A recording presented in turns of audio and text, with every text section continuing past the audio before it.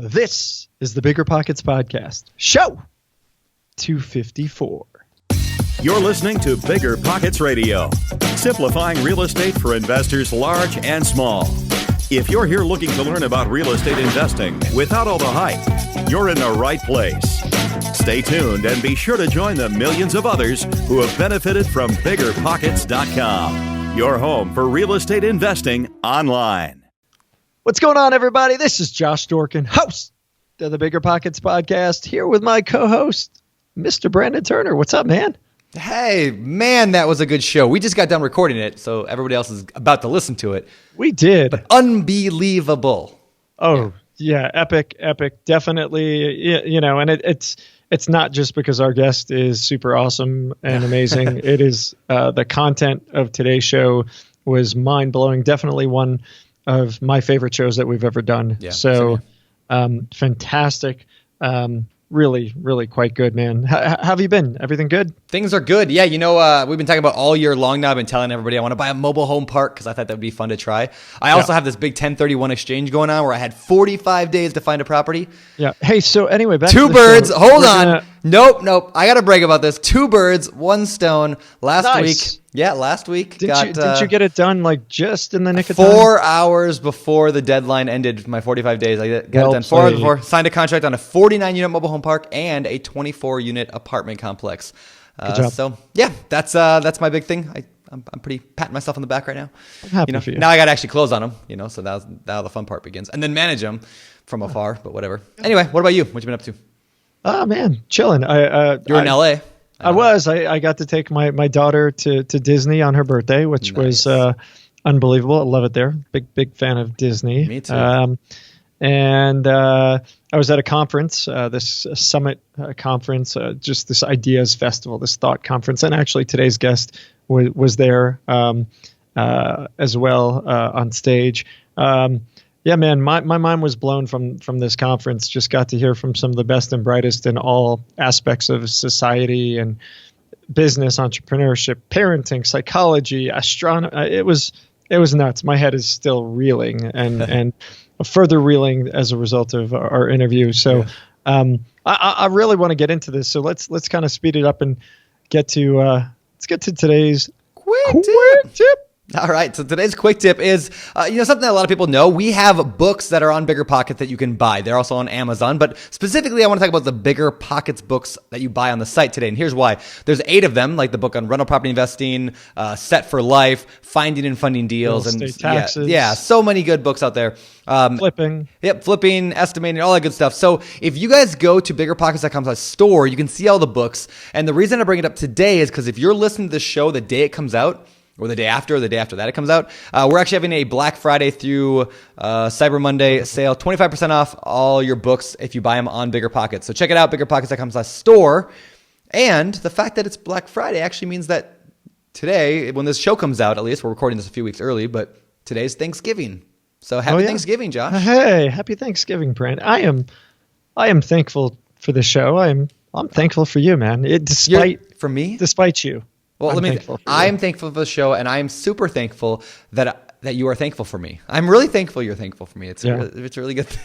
You know, all those reviews I'm that we thankful get for where you people as well. are like, Brandon, you got to be nicer. I know. You wonder why. I don't know why. I'm really nice to you, Josh. I am forever indebted and thankful to you. You are solely responsible. Okay, not solely, but you are largely responsible for all of my real estate and other just success in life. So thank you. Thank you. You're a good man. That means it's not true what they say about you. It's not true. Don't use my line on me, man. Don't use my line on me. All right. This is show 254 of the BiggerPockets Podcast, and we've got an extra special guest for you today, ladies and gentlemen. Today's guest is a man named Tim Ferriss. I don't know if you've heard of him. If you have not heard of Tim Ferriss, I urge you to go and read all. Let me introduce him. Tim Ferriss has been called a cross between Jack Welch and a Buddhist monk by the New York Times. It's Welch, not Welsh. He's one of Fast Company's most innovative business people and an early stage tech investor / advisor in Uber, Facebook, Twitter, Shopify, Duolingo, Alibaba, and 50 other companies. I'm 50. 50 years old. 50 years old, Sally O'Malley. Sally O'Malley. Did you know that I was on a Sally O'Malley sketch? No, I did not know you were on a Sally O'Malley. That's funny. Shocking. Let's get back to the introduction. He is also... Who, Tim? Tim. Or Sally? Tim. Okay, Tim. He. Okay. Pronouns, personal pronouns. Okay, I'm working on it. He's also the author of 4 #1 New York Times and Wall Street Journal bestsellers. Soon to be 5. Soon to be 5. The 4-Hour Work Week. Amazing The book. 4-Hour Body. Amazing book. The 4-Hour Chef. Amazing book. And Tools of Titans. Amazing book. And his new book, Tribe of Mentors, Tribe which of Mentors. comes out, I think, today or yesterday or this week. This week. Yeah. Tribe of Mentors. And you're going to hear all about the book in the show. The book sounds amazing. I have not read it because it has not yet come out, nor has Brandon. Yeah. But very excited about it. The Observer and other media have named him the Oprah of audio due to the influence of his podcast, The Tim Ferriss Show, which has exceeded 200 million downloads and has been selected for Best of iTunes. How many are we at? 3 years running. We're 40, getting close 50? to 50. We're getting close to 50. He's big. He's a big deal. He's like By the 4 way- times bigger than I combined. Yeah, Brandon. that's true. That's a big man. He's a big man. If you listen to like one show ever, Bigger Pockets is a good show. If you listen to 2 shows ever, listen to the Tim Ferriss podcast. Did you just steal his line on books? Did I? If you read one book, He did say that. read that book. Yeah, that's true. He did say that. But no, seriously, his podcast is fantastic. Every episode I've listened to has been fantastic. Anyway, let's bring him in. I want to talk to Tim. Yeah. So, Tim, welcome to the show, man. It's good to have you here. Yeah, thanks for having me, guys. Yeah, this should be a lot of fun. I've been for 4 years now. We've been in this show, and since like episode #1, I'm like, man, someday I got to get Tim Ferriss, but I wasn't cool enough, so I had to work through 250 episodes, to find. You're still not cool enough. I'm still not cool enough, but I'm still working there. So in the process, we made a lot of mutual friends. I know guys like Noah Kagan and Ryan Holiday. Yep. We Triangulated. Yes, exactly. Yes. So And here we are. No, I'm stoked to be on. I'll tell you guys a short story, which was I ended up last year or maybe 18 months ago speaking at Google at headquarters. And the person who was guiding me through the process, my handler, Jordan Thibodeau. Yes, exactly. Yeah. Mentioned to you guys and is one of the biggest fans imaginable and really honed me in on what you guys were up to. And I'd already heard of the podcast, so I feel like this is long overdue. So nice to connect with you all virtually and in person, in one case in Colorado. Yeah, For sure. Well, cool. All right. Me and Tim ran into each other like late at night, hotel bar. What was that, a month and a half ago, something like that? That was good. So, when I was finishing up, Yeah. putting the final touches on the book. Yeah. Yep. Yeah, that was cool. So, all right. So I want to actually start this thing. If I could jump in, I want to try to make this a little different interview than usual. Normally we say, hey, how'd you get started, and walk through your story. But I figure most people know you by now, or if they haven't, we'll touch on your story throughout. But I thought it would be kind of a fun question. How would your mom describe you? I mean, you've done everything from writing books to, you did a TV show. But if your mom was here right now on the podcast, what would she say? Is she impressed? Yeah. Is she what? Impressed. Is she impressed? Yeah. I would say she's very happy for me if I am happy, and the most supportive mom imaginable. I mean, I only have one mom, so it's not like I have a sample size of 100 moms, but she's I think if you asked her that, she would say yes, but it's weird to think of my mom being impressed. I don't know why. Does that make any sense? Sure. It's maybe not proud. that Maybe proud is a better word. Proud. Yeah, that's a good word. Yes, I think she would be proud. She would say that I've always marched to my own drummer, which has frequently gotten me into trouble. And let's see, that I've always been impatient. Certainly, that's one defining characteristic that has sometimes been a fantastic asset and other times been a gigantic liability. But even from a very young age, and I think in part this is due in restaurants specifically because I had a lot of terrible jobs and some good ones as busboy, waiter, you fill in the blanks. But if I'm sitting at a table and my water glass is empty for more than about 10 minutes, I'll just get up and walk over to the busing station or walk into the kitchen, fill the pitcher of water myself, and come back to the table. But I've done that since I was like 8 years old. So nice. Go figure. But those are, I think, those are the first two things that come to mind. And she might talk about the very, very, very early days where I was born premature and had a lot of health issues. I was very, very small growing up, really tiny, and was a runt until about 6th grade. So those are a few things that I imagine would come to mind, at least for her. Nice. All right. Nice. I'm still a runt. Yeah. So, this is true. Josh is actually, he's almost 5 feet now. Yeah. I don't know if the wall and building are to scale in the background, but I'm pretty sure you're taller than I am. Probably not. All right, cool. No, that's awesome. And you grew up on Long Island in East Hampton, right? I did. Yeah. I grew up as a townie with a rat tail in the Hamptons, which is a really weird place, strange place to grow up. I mean, because if you look at the divergence between the city people, as we know them or called them, you have a lot of money. I mean, almost unfathomable wealth coming out to the Hamptons in the form of the highest paid hedge fund managers in the world who are buying homes for $100+ million. You have all of the celebrities you can imagine from New York City, the Seinfelds, the Spielbergs, and so on. On the other side of the tracks, though, you have low-income housing. You have, for instance, my best friend growing up died of opiate complications. And there's a lot of drug abuse, a lot of alcoholism.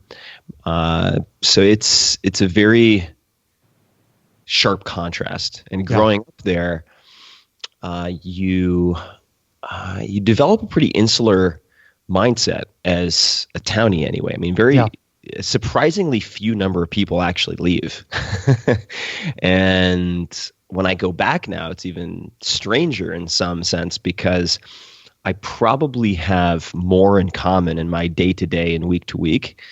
I certainly do with the city people than I do with the locals, but I still have that anger of a feisty, petulant. It's like the bridge and tunnel thing, right? Yeah. So that is, but yes, that's where I grew up, Eastern Long Island. Right on. Josh, you were in New York somewhere, weren't you? I grew up in Long Island as well. Oh, nice. And we had, I grew up in the South Shore, Nassau County, Lawrence. And my parents had got a second home out in Quogue, East Quogue. And so I was, I used to kick it with all the townies. That was fun. Actually, like my favorite story was, we used to tell my mom that we were going to get rides home. We would walk from Quogue to West Hampton to try and pick up girls. And we never got rides back because we were never very good at picking up the girls. And so we would run home. It was like I don't even know how many miles, 5-6 mile journey in pitch black through all these old county roads, and get home and tell my mom, we had a great time. And why are you sweating? Oh, it's a really hot car ride. But I mean, those were the days when you can go on the airport. We used to bike on Gabreski Airport, and now you would go to jail for such things. But it was a fun place to grow up. It's definitely a fun place to grow up. Are you guys having a little reunion here? Is that good? It's a moment. Let it Strong Island virtual high five. All right. Let it settle. All right. So I want to go.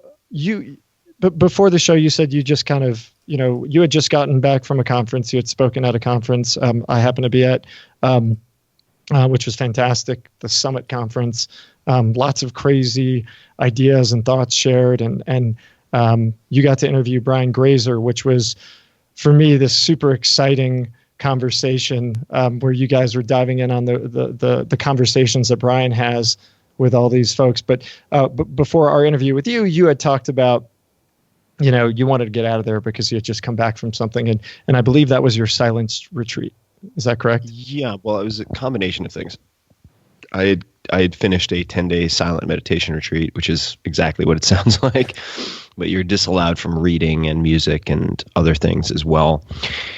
And then I went out of the country for additional time off the grid. I was allowed to talk in that capacity, but mostly in nature in a very remote spot. So going from that to downtown LA, which depending on the time of day can be like people in Batman costumes and loud music, or I Am Legend, like depending on where you are, was just complete sensory overload. So the conference was fantastic. I mean, the staff, everything was done really, really well, from my experience at least.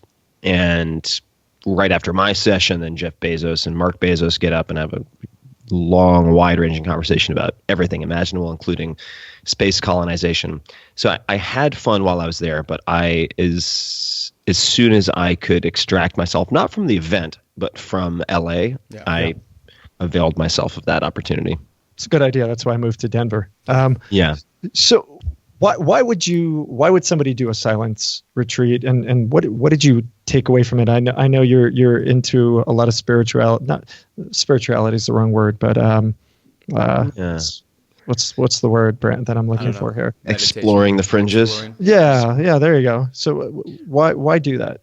I did it because it was conceivably the last opportunity to do a 10-day retreat with a gentleman named Jack Kornfield, who's, I would say, one of the 5 or so Westerners credited with bringing primarily Buddhist derived meditation or meditative practices to the West, along with a handful of others. And he's older. He's extremely experienced, has worked with war vets, with amputated limbs, with adolescents who are cutters. He's worked with every conceivable population, which makes him very interesting, because he's not only a mindfulness meditation expert. He understands certainly the scripture and so on related to Buddhism, which is not of direct interest to me, but also a PhD in clinical psychology. So he represented to me the anchor that I might need if I were going through what I expected would be a very difficult process, and ended up being, in fact, very, very, very difficult, far harder than I anticipated it would be. And what I got out of it, I would say, is still TBD. One of the things that we were told on day 10 is, after we'd broken silence, they said, "You think you're normal right now, and you're not. Your retreat is half over. So it'll take 10 days to get back to whatever you would consider to be your normal baseline." So I'm not yet there. So I'm still on my retreat. There you go. Although it's not a silent retreat, since we're recording a conversation. But it's the gradual unlayering of your psyche, in a sense. So you start off, say, day 1, you'd be thinking about your inbox or your calendar or the argument you had with your wife or girlfriend, or fill in the blank, whatever surface level recent events or pending events might be in the cache that's in your brain. As things start to settle and it gets even harder, then perhaps you go down to certain painful, this is all hypothetical, right? But you might start to experience acute pain for, say, a friend or a loved one who died in the last year. And you just sit in this sorrow, and you can't explain it necessarily intellectually. And while this is happening, you're being given tools, and there is a short period of instruction every day where you're given technical recommendations for how to handle specific situations or feelings. And the overarching gist, since this is a Vipassana retreat, insight meditation, is that you're observing your thoughts. You're not trying to push them away. You're not trying to change them necessarily, although that can happen as a byproduct. You're trying to observe your thoughts and your feelings. So if you're feeling sadness, what else comes with that? What other feelings may be associated with that? Is it guilt? Is it actually perhaps a bedrock of guilt that you weren't there for, say, someone's last week or something like that, that is bringing this sorrow to the forefront, et cetera, et cetera. And if you have pain in your body, which everybody will have, because I'm accustomed to meditating 20 minutes a day or so, going from that to 8+ hours a day is a different story. So everyone, including advanced meditators who've been doing this for decades, had physical challenges. I mean, back pain, leg pain, hip pain, etc. And so you will learn to contend with that and breathe into that area or modify how you're sitting and so on. And then I don't want to spend too much time on this because I wouldn't recommend it for everybody, by the way. And we can come back to that. I think it's very, very, very, very, very intense. And if you have any type of severe trauma in your life, you will not be able to escape that, and it will come up and it will sit in front of you in your head inescapably for every minute. And that can lead you to a place, which is where I got, where I felt that I was so raw and my nerves were so exposed that I was going to leave the retreat 10 times worse off than when I went in. And I would say if Jack hadn't been there specifically, so thank you, Jack, I think that would have been the case. And it would have been very, very bad. And maybe we wouldn't be having this conversation. Right. So all of that is to say, now I didn't make it any easier for myself by fasting the first 5 days and just doing a bunch of silly Tim Ferriss stuff that I'm prone to doing that makes my life harder than it has to be. But nonetheless, I would, and this will only make sense to perhaps some people listening to this, but I would compare it to, in some respects, a very, very, very slow motion, high dose psychedelic experience, where for those who haven't had the experience, and certainly there are legal ramifications to using psychedelics, potential side effects, so do your homework, but in many instances, almost all, there is a period of extreme discomfort where you just cannot get comfortable and you don't feel like you're garnering any insight, but you're not in your normal state, and it can be very unsettling. Now, in a psychedelic experience, perhaps that lasts a few minutes, perhaps that lasts an hour. Imagine if that lasted 4 days. Yeah. Yeah. Now, I came out of it with some very valuable takeaways that I don't want to get into necessarily, but I have concrete next steps and homework for working on things that are many layers deep that I hadn't even thought about in 20 or 30 years. So that is what I appear to have gotten out of it, but I'm not done. Yeah. And that's another reason why I've been hesitant to say, place myself in an environment like downtown LA. It's just too much talk. Now, the irony of me going into launching a book is not lost on me. So the timing is what the timing is, right? I didn't schedule the retreat, and given the opportunity, I made the executive decision that I would roll the dice a little bit and do it just prior to publishing a book. But it was intense. It was very, very intense, and I've done a lot of intense things. So I would certainly say it's not for everyone. Yeah. And that you should do shorter meditation retreats, perhaps test, say, transcendental meditation, get a decently high degree of comfort with sitting with your own mind before doing something as intense or as long as a 10-day. For somebody who's just thinking about meditation, like the idea of it, like I used to think of it as like this weird, like probably satanic, wrong, like, there's something, right? I grew up thinking it was just weird, right? Yeah, sure. For somebody who's just beginning to think maybe meditation is something I should look into. Is there, is there an app that you think that is good to use, or is there a book you should read, or what do you recommend? I'd grab Headspace. I'd download the app Headspace and Josh just told me about that today. I just got it this weekend. Yeah, do their 10 and 10, I think it's called, which is 10 minutes a day for 10 days. And it's very well done. And I think almost everyone will see fairly immediate, meaning in the first 10 days, benefits from doing that. It's exceptionally well done. I'm impressed with how they've refined and tested and presented that product. So Headspace is where I would recommend most people start.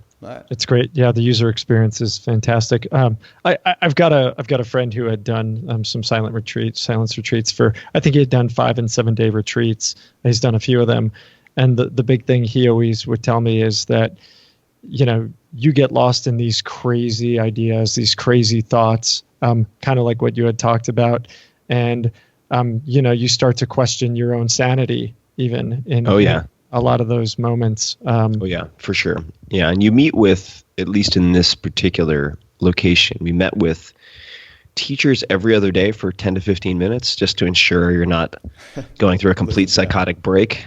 Yeah. But there were multiple points, and even more so than in a psychedelic experience.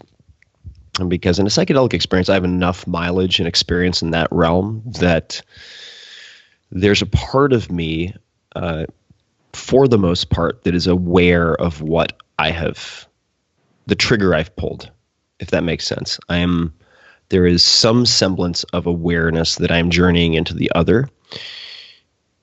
Whereas in a silent retreat, you just feel like you're going crazy. Yeah. You maintain all of your conscious faculties, and yet you can't control your thoughts, or you can't stop perseverating on something that is extremely trivial and ludicrous. And certainly if you do something stupid like fast the first 5 days, then you might have 3 hours where all you think of, this is what happened to me, was calamari, fried chicken, calamari, fried chicken, calamari, fried chicken, which was when I realized this is probably not productive for me to be fasting right now. I think I should break the fast. And it's a terrifying feeling to suspect that you're losing your grasp on whatever you thought to be reality. That's a really, really scary thing. And it's not like you're having that feeling, but you know that in 5 hours you suspect you'll return to normal. That was very difficult, not for everybody, for sure. Yeah, that's fascinating. I've never even I didn't know there were meditation retreats until I was listening to, I think the Jocko the episode of your podcast where Jocko guest host. Oh, right. Where he said Tim can't talk. So yeah, exactly. Taking over the mic. Yeah, exactly. So it's, if you're ready for very deep work and you have people who can keep you on the rails, it's worth considering. But I would say that, and this is somewhat arbitrary, but pretty informed by homework I did, there were probably half a dozen people in the U.S. who could have kept me on the rails, and I just happened to have one of them there. That's cool. It's great, but it's lucky. I don't like having my sanity depend on luck. Can we dive on that though? You talked about the book, and I would like to transition to that in a minute. But before we do, a lot of what you do and a lot of what you talk about is in health and wellness, and so in talking about sanity, there's so many people. One of the things about our show is, I think we appeal to a lot of people who find themselves in a situation where they look and they're like, hey, my financial situation isn't what I want it to be. They're not looking the other facets necessarily, but we cover some of that. With you, and a lot of what your world revolves around is that health and wellness, and so I think it'd be helpful for the listeners. What types of things, for somebody who maybe they hate their job, or maybe they're just transitioning to, hey, I'm just trying to build wealth on the side through real estate or some other way. But I just feel like I hear all these people talking about completeness and meditation and yoga, and like, what am I missing? What am I missing here? How would you tell somebody to start to explore, like Brandon? I mean, Brandon's, from backwoods nowhere, and handsome, generous. Are you calling Brandon incomplete? I think that's what's coming out. I think that's what I'm hearing. That's a given. But so that's pretty normal. I hear this every week. Talk to Brandon. How can we get Brandon to become more refined and sophisticated in his own mind? Yeah, let's hear this. How do I? Well, what I would say is that when trying to prioritize in your own life, this is not for Brandon. This is just it's too bad. That Maslow's hierarchy of needs is very helpful to look at, say, a pyramid representing Maslow's hierarchy of needs. And I'm at a place in my life where it made sense to try to peel back the layers and go into some very deep, dark places. I don't think that is the right priority for most people, actually. It can be very unbalancing and painful and destabilizing. Does that make sense? Yeah. So, which is why I gave so many caveats for the 10-day silent retreat, and which is why I would give caveats for, say, many of the things that I talk about or have talked about, including psychedelics. But if we look at, say, if we look at the lower levels of Maslow's hierarchy of needs, so we have shelter, food, etc., and then you move up and you get all the way to self-actualization. But for everything on that list, I think self-awareness and being response-able, and I'll come back to that, are a fundamental core skill. And I say skill because it can be developed. By being response-able, I mean that between a stimulus, that could be someone yelling at you, sending you a certain email, that could be your kid doing something that you really dislike, it could be having a CNN headline pop up on your phone. Between a stimulus or an event or a happening and your response, there is a tiny gap. And that gap is called now, right? And in that gap, which is really life, if you think about it, when you're not thinking about the past, you're not planning for the future, it is possible to train yourself to metaphorically or actually take a breath and then choose your response and to be less emotionally reactive. That is the skill, as far as I can tell. And there are other pieces to that, right? It makes you more empathic. It makes you more compassionate. Okay, great. But let's just say you're not trying to become the Buddha. You're trying to make more money in real estate. Being able to coolly and rationally evaluate opportunities as opposed to getting overly excited, say, and then outstripping your capacity and putting too much money into an investment, or miscalculating or ignoring cash flow, or say investing in, because I actually have done a fair amount of real estate investing, investing in real estate, and you have one that goes completely sideways and you end up taking a big loss, or even perhaps worse, you decide that you have to make the money back the way that you lost it. Yeah. So you hold on to a loser. Yep. That all of those things I just mentioned reflect emotional attachment and reactivity, sunk cost fallacy, and so on, right? So by meditating, let's just say with Headspace, 10 minutes a day. If you don't have 10 minutes a day, you need an hour a day. And it's not that you don't have time, it's that you don't have priorities. So this will help you to clarify and be more calmly assess what's going on in your life so you can make clear priorities. Makes sense. 10 minutes a day for 10 days. And it allows you to take that all important several milliseconds or a second or a minute just to say, let me take a step back here.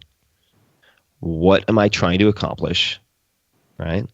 Before I hit send on this email that I typed out furiously, banging on the keyboard, am I more interested in being right or am I more interested in getting a result? For instance, right? Okay, let me take a walk around the block, throw a ball for my dog. I want the result more than I want to be right. Okay, great. Let's delete that email, right? For instance, all of those are a byproduct of self-awareness and being able to recognize that gap between stimulus and response. And I would agree that meditation as a word has so much baggage and it needs a rebrand. I don't know, and it's not my job, nor do I have the real interest to rebrand it. Mindfulness isn't any clearer, but if I were to call it, say, self-awareness training, that might be how I've You just branded it right there. There we go. So you heard it here, folks. Yeah, so self-awareness training. SAT. Although then I'm going to get sued by the people of the college board. But in any case, so that's how I would present it. And I would also point out that most people who operate at a very high level in any sphere, even if you use, say, Jocko Willink, retired Navy SEAL commander, legend in special operations, who did his first public interview on my podcast. Which was fantastic. Everyone should go listen to. Like, that's one of my favorite podcast episodes ever. Do you guys need a room? We might. Is that what's happening? It's the second most popular podcast I've ever put out, and no one knew about Jocko Willink. First one was Jamie Foxx. So people can check out, both of those, tim.blog/Jocko, Jocko, and then /Jamie, if you want to check those out. But Jocko wouldn't say that he meditates, I don't think. Yeah. And Jocko's he's I would consider him a good friend. But he talks a lot about detachment and being able to step outside of himself and almost robotically assess the situation when people are, say, panicking or stakes are very high, to make a proper decision, to prioritize and execute.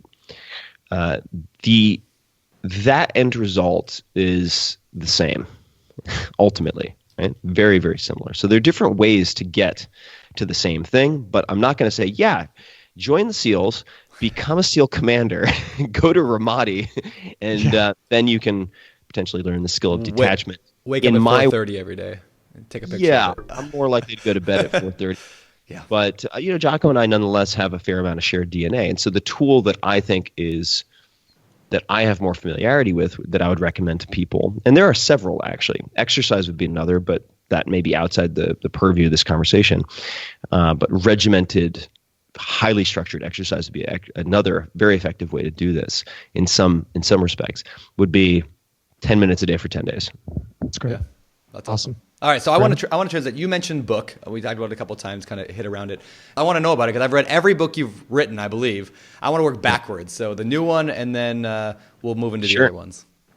Yeah, so the new book, and I'm actually, this laptop that I'm recording video from, I have staged on two of them because they're not small books. So I'll put this down, and this is the book. So Tribe of Mentors. It's a big one. It's thick. And that's thick. So the title, Tribe of Mentors, subtitle, Short Life Advice from the Best in the World. And in some respects, my last book, Tools of Titans, was a warm-up for this one to help me determine which questions pulled out the most meaningful, actionable answers from people I'd had on my podcast. Tribe of Mentors is a collection of tactical, practical bits of advice from 130 people who are the best at what they do. And that ranges from, say, directors like David Lynch to actors, Ben Stiller, Joseph Gordon-Levitt, to athletes like Dara Torres, Kelly Slater, most decorated surfer of all time, Ed Cohn, most accomplished powerlifter of all time, and so on and so forth, Maria Sharapova, and so on, to about 20 billionaires in various areas. And it's all of their playbooks for anything from business and finance to physical training to grief, existential dilemmas, huge forks in the road, like getting married, having kids, or not. And once again, I mean, it's a book that I wanted to write and compile for myself. It is a reference book. It is a choose your own adventure book. So it's not intended to be read A to Z. It's just a buffet. So you can pick and choose and collect tools for your own toolkit. And that is the new book. And I'm really excited about it because I've had a few friends, including friends who've been in past books, like Matt Mullenweg, who is considered the lead developer of WordPress, which about 30% of the entire internet runs on, and happens to run a company worth more than $1 billion. And he was one of the first 5 people or so to read Tribe of Mentors. He's not in this book. And he said it's the easiest to read book that I've done, and it is by far the easiest within which to spot patterns across many, many different disciplines. So that's the book. Yeah, Tribe of Mentors. I'm really, really happy about it. And it's time to birth it into the world. That's awesome. Awesome. I think this show comes out like the week that your book launches. So if you're listening to the show right now, I mean, definitely go get the book. Pick it up. I mean, like I said, I'm not just like, sucking up to you. Like every one of your books has been huge for me. It does suck up to you. I do. Even But when like, you're not here. no, listen, like, you know how It's kind certain of books, annoying, actually. And he's going to keep talking. I'm going to keep going. Listen, talking. certain books hit you at a certain point in your life, you know, like, and like when I read, you know, like for example, like 4 Hour Body, like at that point in my life, I really was trying to make this transition to being healthier and caring more about my physical body, wanting to live longer. It just hit me right. 4 Hour Work Week hit me right when I had this horrible job that I didn't like. And I applied all the 4 Hour Work Week kind of mentalities to my real estate investing. And that's why I quit my job when I was 27. Like I retired, you know, quote unquote, retired when I was 27, got out of the horrible job. So like every book you've done. So I don't know, I'm looking forward to it because of that. So thanks. Thank you for writing. I appreciate it. You know? Yeah, of course. And I mean, writing books is it's a hard process for me. I find writing very, very difficult. And this book, for whatever reason, just kind of flowed. I mean, the pieces came together in a really cool way. So a lot of these people who I've considered demigods since I was a kid would be very difficult to say get on the podcast to do 2 to 4 hour podcast. It probably wouldn't happen, but I was able to get them to contribute and or be interviewed for a 5 to 10 page profile of their greatest hits, right? Yeah. And it's really been a trip. I'm excited about it. So awesome. I think it'll put a positive dent in the universe out there. So we'll see. TBD. Awesome. But cool. People, you know, if people want to just get a sample and read some of the chapters, see the list of mentors who are in the book, then they can just check it out at tribeofmentors.com. But otherwise, hey, a lot of good books out. A lot of good books out there. So yeah, it's certainly not the only book you can choose. One of the things I had talked about the conference that you had spoken at and that I was at, and I was very skeptical. I was, in attending this. It's called the Summit Conference, and it's an ideas conference. And I didn't really know what that meant. In fact, when I first got there, somebody walked up to me. He's like, "Hey, why are you here?" And I was like, "I'm not sure why I'm here. I'm here to figure out why I'm here, I guess." And it happened to be the guy who had started the conference, one of the Bisnow brothers. I was slightly embarrassed by that to later figure that out. But I think, and you had kind of dived into this with not Malcolm, but with Brian Grazer. Brian Grazer. Getting out there and learning from other people who may not necessarily be in the world that you're in, studying other people, exploring folks who have different pathways and different ideas is so powerful. And I walked away just, my mind is still spinning, kind of like your silent retreat, although I don't know if I went crazy there. But my mind is still spinning, and all these ideas are flowing in my brain, and things I want to do and try and test out. And I think that's why this book is so cool. That you can go and just hear these other people's stories, right? Yeah. I mean, I've been reading since I was 17, the Forbes 400. Not because I want to be a billionaire. Like, I have no interest in that, but I'm fascinated by the stories of all these people, even if it's like a paragraph, like, hey, this guy, turned a small potato farm to become McDonald's biggest distributor, or whatever it is. Suddenly your head spins, you get inspired. You're like, wow, I mean, if that guy can do it, I could do kind of anything. So I'm super excited to read the book and just get more stories from people. It's so there was a book that really inspired me when I was very young, and I haven't looked at it in ages because it's out of print, but it was called The Young Millionaires, and I think it was published by Entrepreneur Magazine.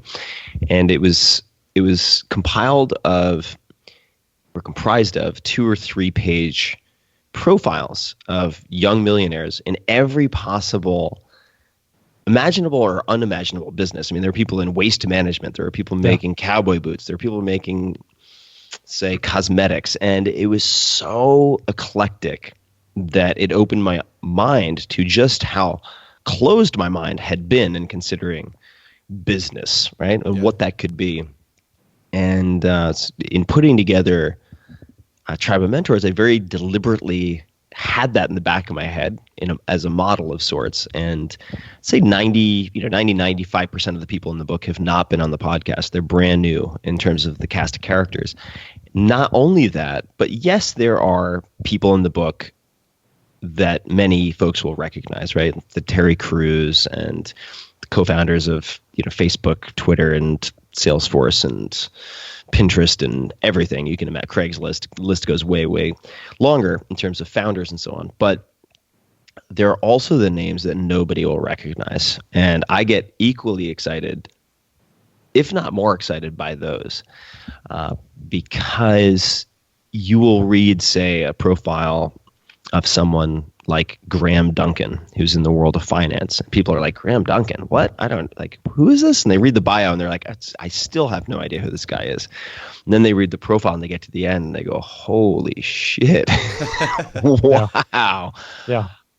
I want to meet that guy more than anyone else in the book, right? Or Samin Nosrat, who's she's certainly an author, but she is a chef. And some people may have never heard of her. She's the very first profile. And then they read it and they go, wow, okay, I want to travel to wherever she is just to shake her hand and thank her for her story about how to end a project or a business on your own terms, right? I just want to thank her for that. Yeah. And I'd say at least half the people in the book are going to be brand new names that people have never recognized. And that makes me really excited to see what comes of it, for sure.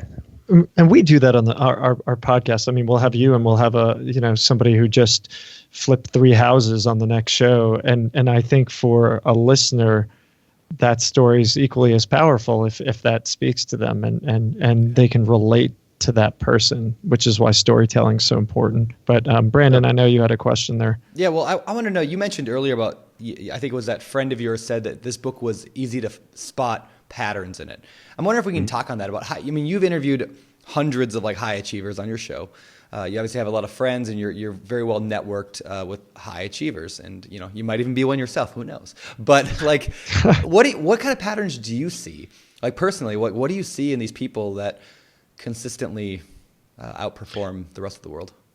Yeah, I would say that of the people I selected, so there could be a selection bias, but not knowing it going in, more than 80% have some type of mindfulness or meditation practice first thing in the morning. Okay. More than 80% across every discipline, which is kind of mind-blowing if you think about it. So we already covered that, so we don't have to belabor it. Other patterns would be some of the books that they read. So I ask, or gift. So I ask every person in the book, what book or books have you gifted the most to other people, and why? So there are a number of books and a number of patterns that pop up. In terms of specific books, Viktor Frankl's Man's Search for Meaning is probably the most mentioned. Then you have books that are lesser known, like Poor Charlie's Almanac by Charlie Munger, which is really about mental models. For those people who don't know, Charlie Munger is the investing partner of Warren Buffett, the right-hand man. Buffett would say he has the best 60-second mind, meaning fast judgment, in the world. And the list goes on. There are many books that come up, but those are 2. And in terms of genres, I would say, since we're talking about, or we can talk about, real estate and investing, the best investors seem to have, at least if we're looking at, and we could talk about what this is, but macro investors, people who have to really understand many, many multiple disciplines. And I would put most asset classes squarely in that realm. I mean, if you want to understand real estate or you want to understand startups, you can't just myopically understand, say, how one startup functions. You have to really understand the ecosystem and how inflation or interest rates can also affect the entire equation. And these guys tend to focus or educate themselves a lot on evolution. They study evolution a lot. What do you mean by that? Yeah. Are we talking about theory of evolution, or are we talking about just the way people change? They literally read books on evolutionary biology and evolution. Yeah. Oh yeah. I wonder why that is. Because ultimately what they are studying is human behavior. Okay. So if they want to understand the primary drivers, the incentives that are derived from hardwiring, from the code, the software we have in our bodies, then evolution is a good place to start. So that has been very consistent. The primal mind, right? What are those primal drivers, that the instincts, right, behind it all? Yeah, absolutely. I would say also that another pattern, and in another book that came up was, I think it is Better Angels of Our Nature. I always mess up the title, or it's Angels of Our Better Nature. It's a book by Steven Pinker, which describes in effect, how good things are right now. And that despite the news headlines, we are at all-time lows related to violence and so on. Because it's very easy to fall prey to pessimism and sensationalist headlines and believe that everything is broken, whereas in fact, a lot of things are going very, very well. And I find that top performers actively cultivate optimism or train their eye to see good. And that is the only way that they can sustain high performance over a long period of time. In the 4-hour work week, which we're not going to talk a ton on today, people can go read it obviously, but you talk about that low information diet of getting away from like that habit of just reading the news constantly. That was one of the biggest changes I took from that book, and I implement still to this day. I do very little news. Do you still follow that? For that same reason, like. Yeah, I mean, I have my phone here, right, which is on airplane, 80-90% of the day. Certainly at night, and I have no email notifications, no news notifications. I've gone into settings and turned off Apple. Thank you very much for setting auto notifications for headlines. No thank yous. I turned those off, and I do not have any newspaper or magazine subscriptions. I do not. I really don't track the news. But Tim, how do I know what's going on in the world then? I mean, like, how could I turn off the news? That's what I do 8 hours a day. Like, that's what people ask when they hear that. Yeah, the news, I would ask them which headlines they remember from today. Yeah. And I would ask them then, what are you going to do? How are you going to change your behavior? Or what are you going to campaign to change as an agent of change because of these headlines? Yeah, and chances are the answer is nothing. So I would say that you have 3 choices with anything, and this is actually, I believe, borrowed from Buddhist scripture. I don't consider myself a Buddhist, but I just spent 10 days surrounded by it. So you can accept, ignore, or change. That's it. Those are your 3 choices. So don't end up somewhere in between. Don't get ragingly upset about something or complain about something and then do nothing. Or don't complain at all, accept, or choose to ignore. And for me, I would say that there are a few ways. If you really want to stay informed on current events, number 1, the most important things are likely going to be inescapable, right? Yep. Your friends will be talking about them. Your family will be talking about them. You will learn about them. Second is you could use a tool like Nuzzle, N-U-Z-Z-E-L, which I used for a period of time. I'd no longer use it, but we could talk about why if you'd like. Nuzzle allows you to it will identify the people you follow or interact with most on Twitter, and then aggregate the news stories that they most as a group post or respond to. And you get a digest on a daily or say weekly basis that can then keep you informed on current events if you so choose. Yeah. Now, my experience was that quickly devolved into mudslinging and acid spitting related to politics. Yeah. So I opted out. Yep. And I don't feel like I'm any worse for it. I do have conversations about the state of the world with my friends who I view as intelligent and good at filtering and parsing information. So I'll have a 3-hour dinner with someone I view as very self-aware and also macro-aware. And it's just not important 99.9% of the time. Now, there are certain cases where, yes, an action is required or behavioral change is required, or there's a legislative change, say, in the city where I live. I happen to live in Austin, Texas now. I'm no longer in Silicon Valley. Or there is some type of natural disaster. For instance, if Houston had happened, the flooding, while I were in Austin, which was not the case, then, and I certainly would have heard of it, I would not have had to go to the CNN homepage every day or have alerts on my phone to have heard about that. Everyone would have been talking about it. Then I would have taken some type of action. But the vast majority, I mean, I've been doing this now. 4-Hour Workweek had its 10th anniversary last year. Congrats. And thanks. And which happened, just to talk about a crazy coincidence, the 10th year anniversary to the day, April 24th, coincided with me getting on stage at TED on the main stage in the first session, having it broadcast to, I think, thousands of movie theaters around the world to talk about how I almost committed suicide in college, which very few people knew about. So it's really trippy. On the 10th anniversary of this mega best-selling, millions of copies sold in 40-plus languages book, to get up and say, here's a photo of me looking really happy.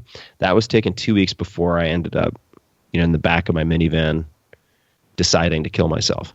And so that was a trip. We can come back to that if you like. But yeah, the information, I don't know what to tell you. The less attention I pay to the day-to-day hysteria, the better my results are in every area of my life. My relationships, my finances, my contribution, everything is better. Yeah. So for me, it's been an easy move. What I find is that I used to use, sorry, Josh, I used to use the news was my default. In other words, how everyone has a default, like when you're bored or when you're whatever, you have a default.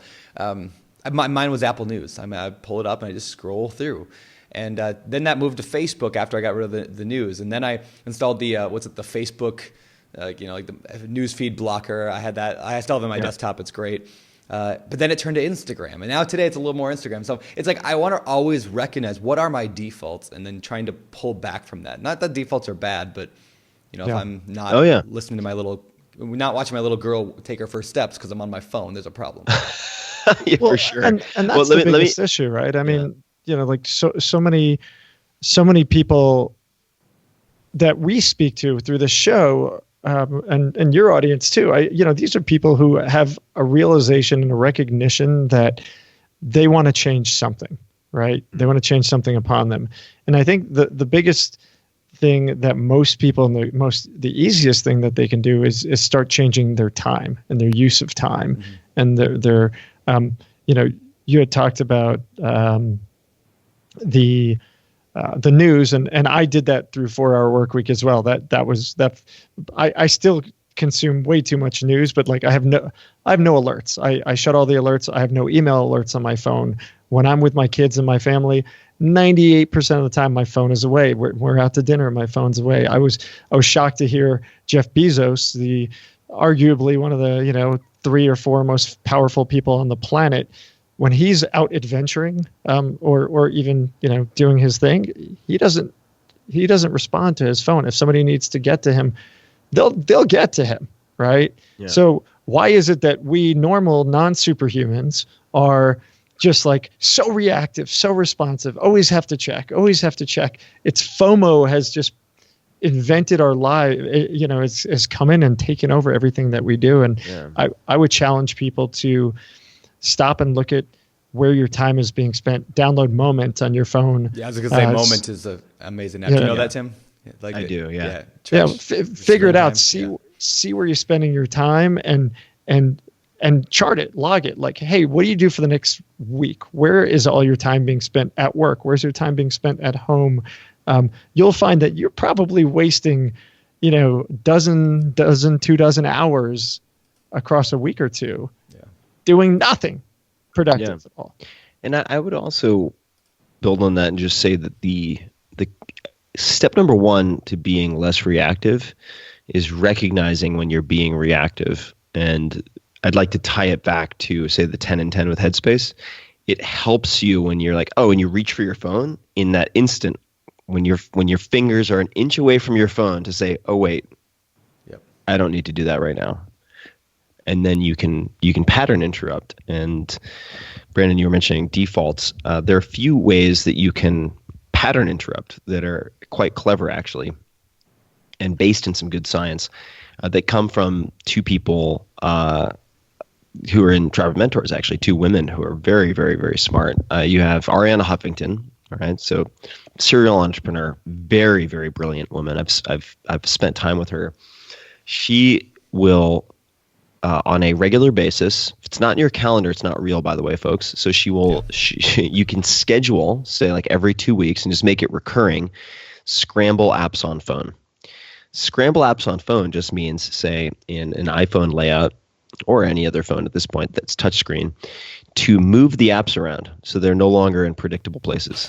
That's a great tip. That's it. So that's number one. Number two, this is also really, really effective, is from Whitney Cummings, who's a stand-up comedian, does a lot more than that, but is a superstar stand-up comedian. And she learned about this from a scientific study she came across, turning your phone to grayscale so that it's no longer color. Just heard that a couple days ago. Cuts down. It will cut down on your social media consumption, especially, say, anything highly visual like Instagram. In some cases, 50% or more. Yeah. So have you done it yet? Because you just looked. You have turned it to grayscale. Yeah, no, I have. I mean, mine is color right now, but I go through periods of grayscale. And my phone, I didn't use my phone for 14 days, so my phone's sort of on status quo right now. That's another thing you're not allowed to do on Silent Retreat. No phone, no devices, no books, no nothing. But some people locked their phones in the manager's office because they didn't trust themselves, which I give them credit for. So I have done the grayscale. It does work. But once you understand once you are aware of your default behaviors, then you can choose which to engage with, which to change, which to embrace, for instance, and which not to embrace. So I happen to, these days, really enjoy Instagram. And I have rules for myself related to Instagram.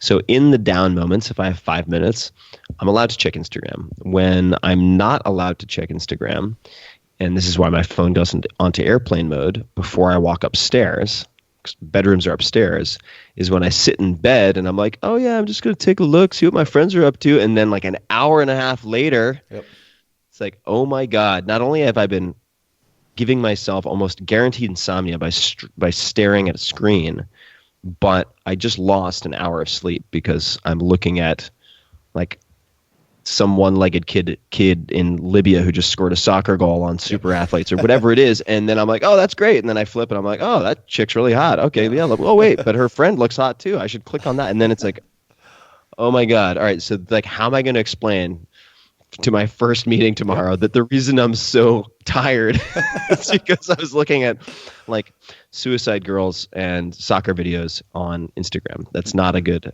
not a great way to open the meeting. So one thing, just to throw in real quick, I got this app Moment. So if you look, like, I've been on my phone 48 hours today, but yesterday was 2 hours 24. But anyway, and before that was 4, 3, and 4. But I was on the road, so I turned it off. But anytime over an hour, as soon as I get to an hour, it starts just buzzing constantly and flashing this message, and so I have to shut it off. So that's my stopping my default. So if I'm on it at night, it better be worth it for that buzz. Oh yeah. So I was just going to say one more tool there is a product called Rescue Time, which you can use. And Freedom is another app that you can use to literally lock you off of Wi-Fi access, which is something that Neil Strauss, friend of mine, 8-time New York Times bestselling author, uses quite a bit. So those are a few tools. Sorry to interrupt. No, that's okay. Please. I mean, this is your show, man. So, well, not really. But that's mine. But all right, we're that's Brandon's too. Come on. All right, I'm in the middle of reading this excellent book right now called Principles by Ray Dalio, and I think you had him on. You had him in the book. On my shelf right there. Yeah, it's fantastic. And as you were talking about, the phone and your operating manual, so to speak, I started thinking in my head, okay, those are your principles. Like for me, if I go to dinner with my wife, the phone is not out. When I go to my bedroom, my phone never goes to my bedroom ever. I don't care. That's my place of Zen, right? My private place. And so I think it's really important for people to create these operating manuals, so to speak, for how they run their lives. I think it helps you gain a sense of control. And that's everything we've talked about for the past 20 minutes, right? Creating some sense of control because, it's hard, right? It's hard to stop yourself from going on Instagram. So make it gray. I mean, so what principles would you say are the most important and powerful ones that you run your life through? That's a big question. Let me give it a shot. Well, I should say that they morph over time. And I don't use the word evolve very deliberately because I think that our priorities and our focus and we as human beings change over time. So it makes sense that in certain cases the principles would change. But if I think of a few that are reasonably constant, I'd say number one, it's not how you do things, it's what you do. So, in other words, if effectiveness is doing the right things and efficiency is doing things right, it's far more important to choose the right things. Even if you are a B student, but you choose the right things, you're going to get much further ahead. I mean, 10x, 100x, 1000x, than if you're an A student and you choose less important things and do them really, really well. Is that like I got inbox 0, but I still hate my life? Yeah. I mean, actually, inbox 0 is a great example. So I'll show you something that sounds a bit like the one thing type of stuff. Figure out your one thing focus, essentialism. Yeah. So I'm not sure if you guys can see this. This is actually creepy, but I'm going to come back to the principles. So I've never had mail notifications or any mail account associated on my phone, and somehow Apple, when I upgraded iOS, intuited how to associate mail, which creeps me out. But nonetheless, it gives you an idea. So people talk about inbox 0, inbox 0, inbox 0. It becomes this sort of fundamentalist religion of inbox 0. I don't know if you guys can see that, but 346,661 emails. Those are my unread email. And that's why you never call me back. Damn. Yeah. So that which is not worth doing is not worth doing well. I think that is Warren Buffett. But effectiveness over efficiency in all things. So for instance, there are case studies and biographical accounts of different generals or wartime leaders being sick or disabled to the point where they can only really get out of bed and function for an hour or two at a time.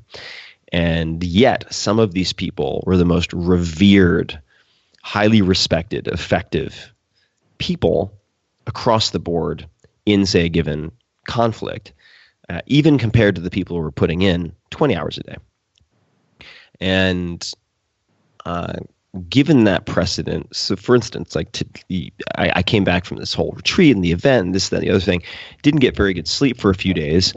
Then I had a really full-on day yesterday, immediately after getting back to Austin, really, really full day. And so today it's like, all right, got a ton of sleep, got up, got blindsided by a few things, as you guys know, and I was like, oh, okay, let me move this, that, and the other thing around. So I won't get to any type of self-directed work until, I don't know, 3 p.m. And I'm not freaking out. I'm not going to say I don't always freak out, but like I'm not freaking out because I've spent the last 2 months defining and quantifying very, very precisely the most impactful levers that I can pull related to, say, book launch. It's like I know exactly what I will do with the time that I have remaining today, period. And even if I wanted to say, semi-making this up, but let's say I wanted to mail out 40 advanced copies to people who actually appear in Tribe of Mentors today, and I only get to half of it, that is still going to do more than me trying to chip away at my 340,000 unread email, even though for most people, this is going to be the pain of having this on their phone is going to be greater in the short term than the perceived benefit long term of mailing out these books, right? So forging that discipline, I'd say, is like what I think about a lot. Other principles. That was a good answer, by the way. That was great. Thank you. Yeah. Thank you. By the way, while you're thinking real quick, like that's what I took, like the 4-hour work week. I think, some people hear the title and they're like, oh, I can't work 4 hours. Like, I don't know. There's a lot of like probably, sure. I don't want to say criticism, but like people. That wasn't me at all. Scammy, that's a horrible book, scammy book. Anyway, yeah. But like, that's what I took from it was like those concepts. We talked about earlier. Like, anyway, so I just encourage people. Read the book if you haven't. It's not a manual for exactly how to go work 4 hours a week. Yeah, no, it's a handbook for effectiveness. Yep. And treating time as a non-renewable resource. So I suppose that's another principle is whenever possible, and I'm in a position where this is easier now, but even in the very early days, I looked at a lot of ways to do this. In other words, like where can I buy time? Where can I spend money instead of spending my time? Even if it's give an example. Even if it's say $5 on Fiverr, right? There's a website called Fiverr. If it's $5 on Fiverr to find someone to do a voiceover of several sentences for X, Y, and Z, right? As opposed to, or I'll give you a more concrete example. These days I have employees and I have a team and I have other things to help, but let's just say it's early days. It's just me, but Fiverr exists and I need to find someone to provide me with a voiceover of 10 seconds of some type. And let's just hypothetically say that it costs $5. All right. So in one scenario, I could do what perhaps my impulse would be, which would be to go onto Fiverr and to listen to the samples of 100 different voiceover artists, and then to choose 5 or 3, and then to send them the $5. All right. Maybe the better use of time is to, say, find a TaskRabbit. Okay, so you use TaskRabbit to find an assistant who can help for an hour, and you say, all right, you have $500 or $250, whatever your budget is, $100. Just pick 20 and have all of them do it, the exact same voiceover, and I'll use the best one.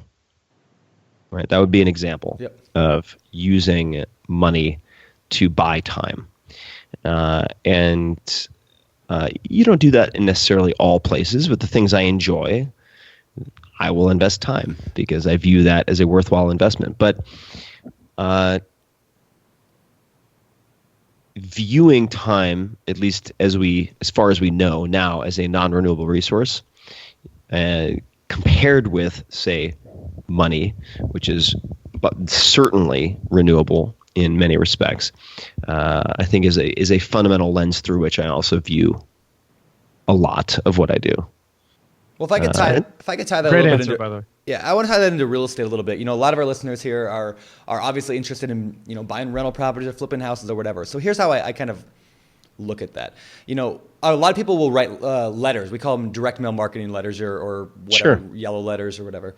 They want to send out 1,000 letters. So they'll sit down and handwrite letters for a month. Every day, 2-3 hours of handwriting letters. And when you're getting started, you have no money at all. Maybe you got to start that way. But what I find is as soon as I started looking at my business like that, how can I like that you said that, where can I buy time? Having other people do things like that. Like everything just becomes so much more efficient or more like, and maybe effective. Like my time, I spend maybe 3 hours total buying a rental property, like beginning to middle to end. I'll spend maybe 3 hours. Now that's spread out over a 3-month period. But it allows me to spend more time with my family, more time with my daughter, and more time looking for other real estate deals, doing those few things that I can do. Yeah, or just, for instance, not handling a rental property yourself and working with a management company. Yep, I've been shifting all of my stuff over for that exact reason. I'm like, I don't want to go handle that. Yeah. Or, for instance, there are times within which, well, it's going to sound redundant, but there are periods of time within which each hour is at a premium. So, for instance, if I have a book launch, which I do, and we are going to be doing a lot of graphic design for various assets, well, I could go back and forth with a given design firm and have them work out or potentially not work out. And it would also consume my time. And even though I might think I have the best eye for choosing the winning versions of these assets, let's just say for Facebook, Instagram, and so on, I'd say, all right, well, how can I help someone else to get as close as possible to having that eye? And the answer might be make it redundant. So I spend more money, but I have someone who's, say, 90% as good as I am at choosing the right assets, but I have them retain 3 or 4 different firms. And so it's in a way wasteful, right, in quotation marks, but it means that we have 4 firms of varying speed of completion. We're definitely going to have assets on time, and now I'm going to have winners from 4 different firms or freelancers. I still use 99 Designs quite a bit, which is very inexpensive. And boom, I'm going to get the result that I wanted, and I don't need to be personally involved. Yeah. And, as Jocko would say, since we're on the Jocko, we've brought up Jocko a few times. I'm not sure Jocko would say this, but it's very common in military and certainly special ops. 2 is 1 and 1 is none.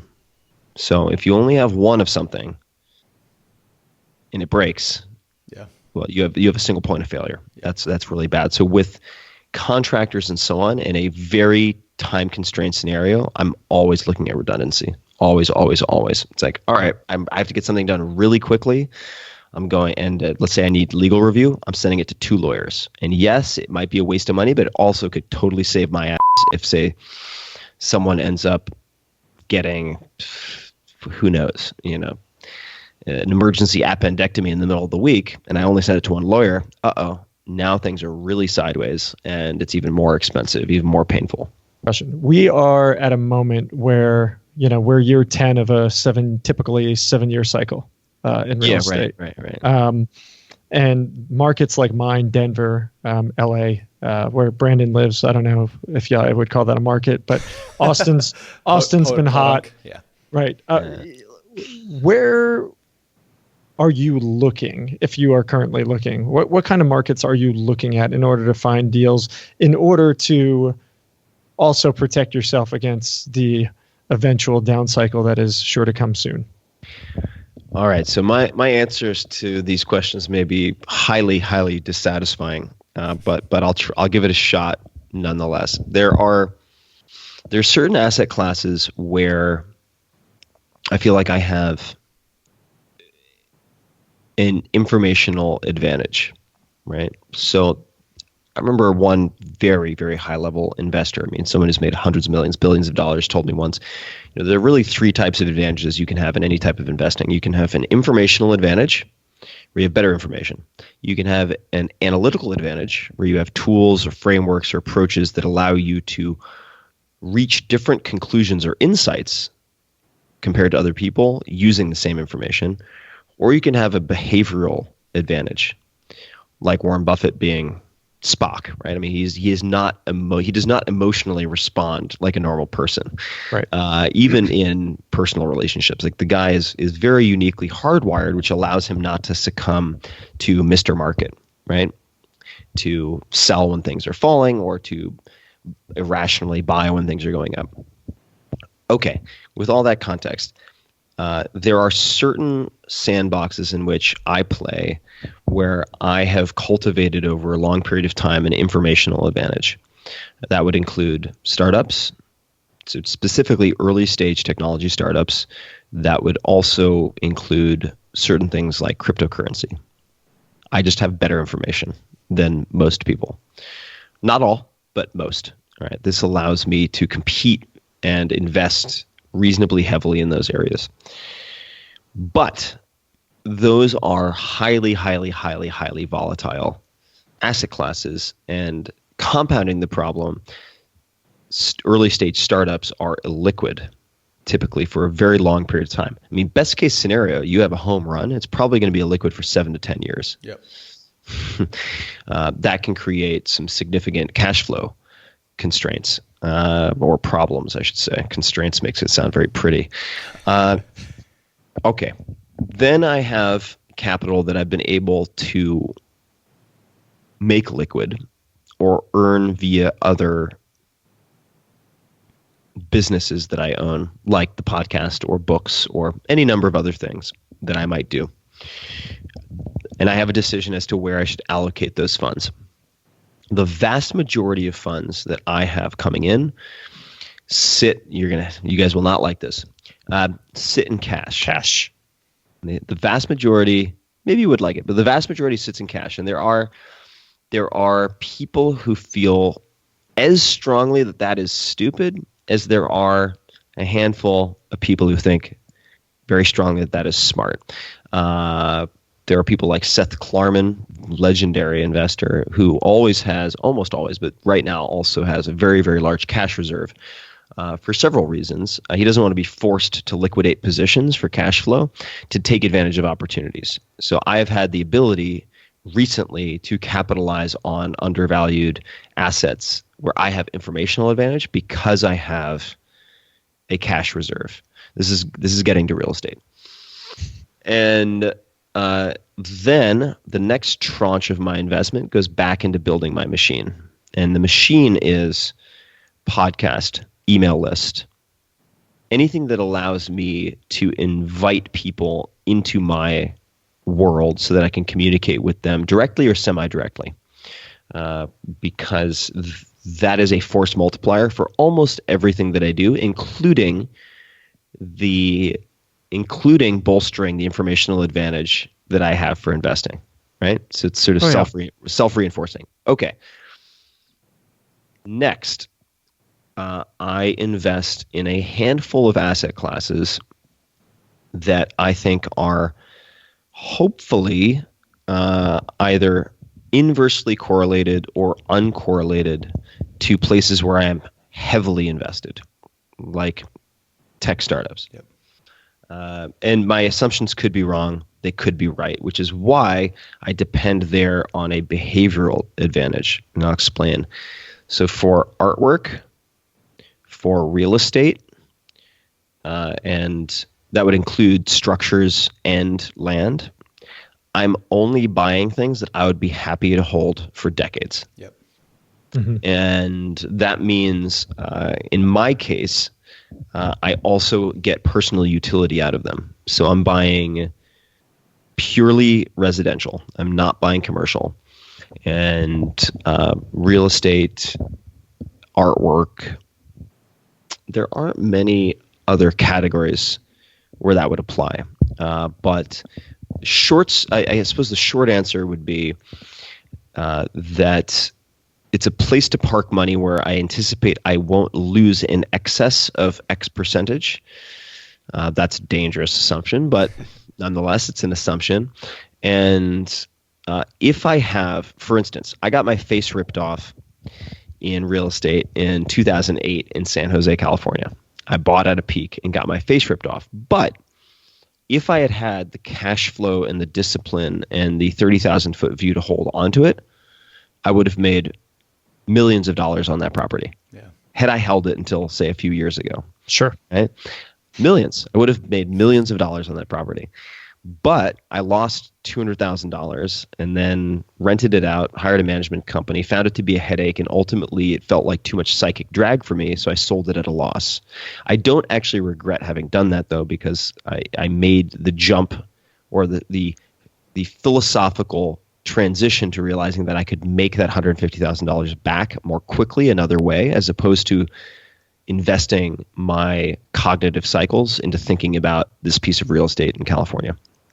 But at this point now, with more cushion, more discipline, and also more of a looking at it as more of a portfolio theory approach, I'm perfectly happy to hold real estate that I own indefinitely, effectively.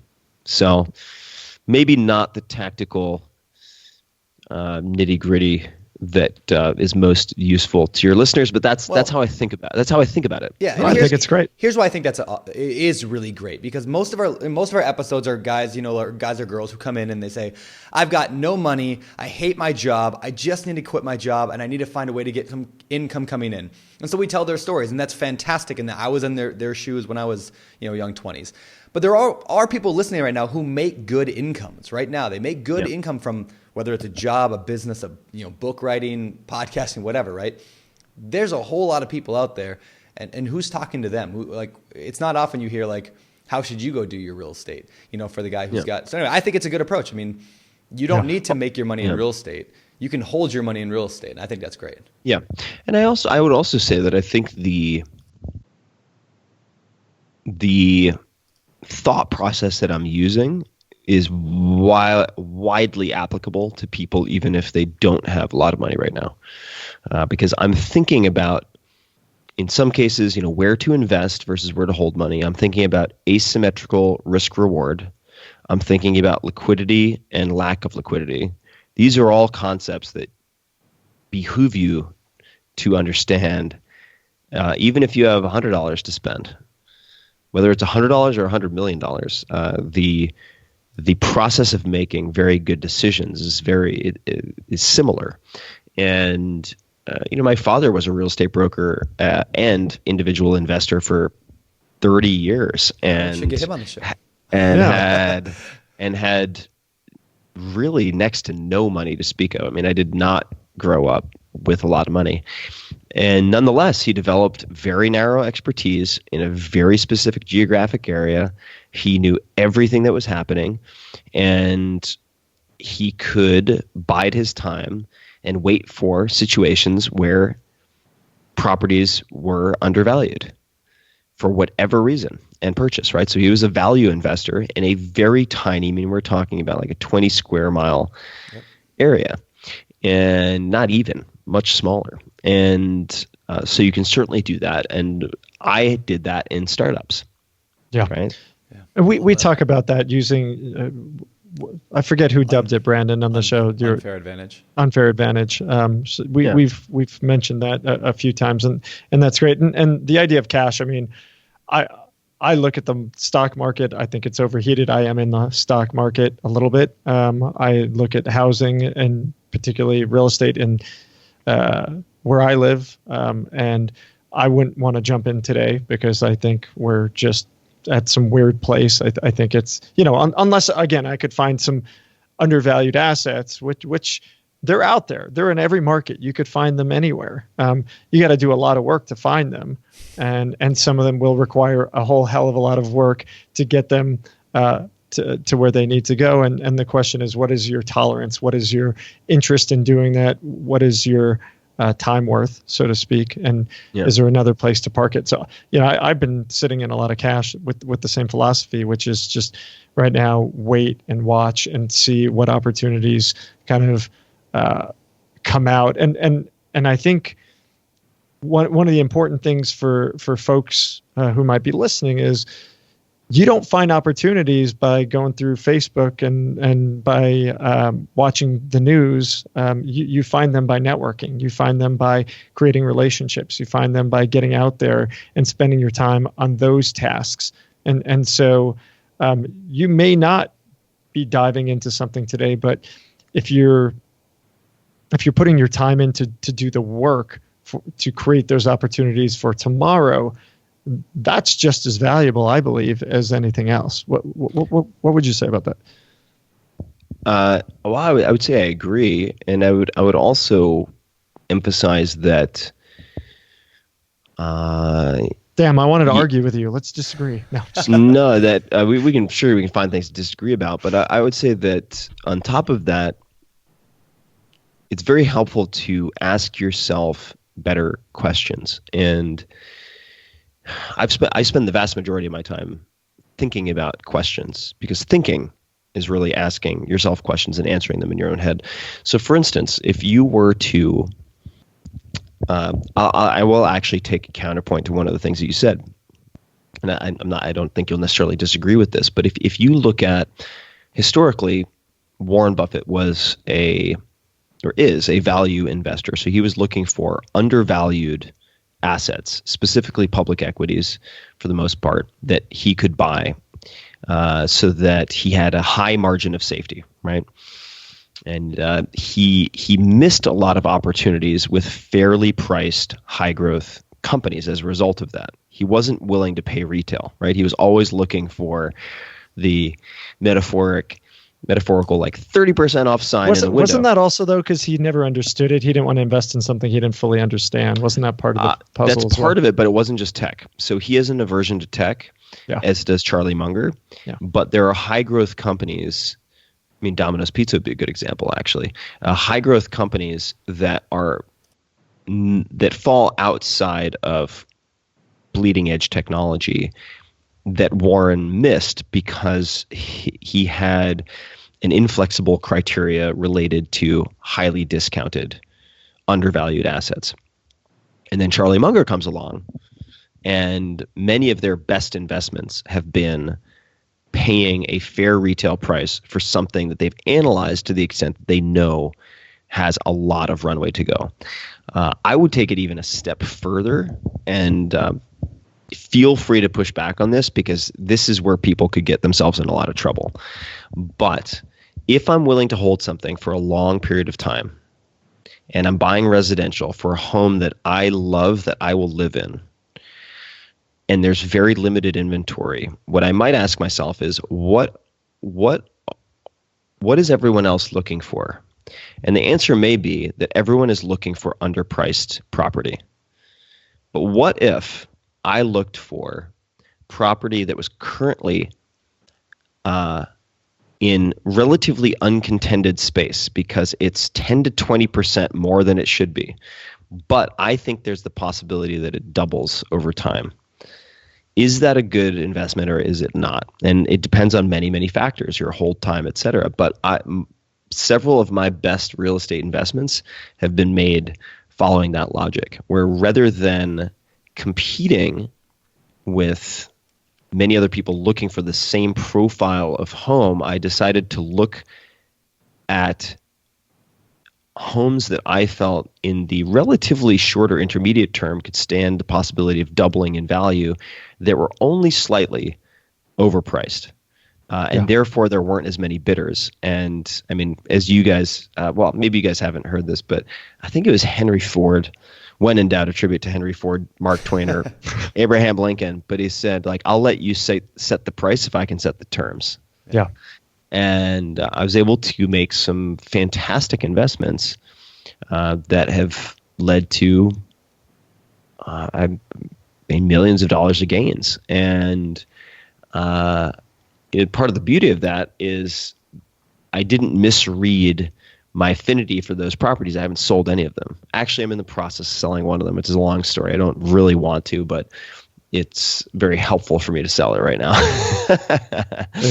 for a lot of reasons. But yeah, I love all of them. I mean, I would hold them indefinitely.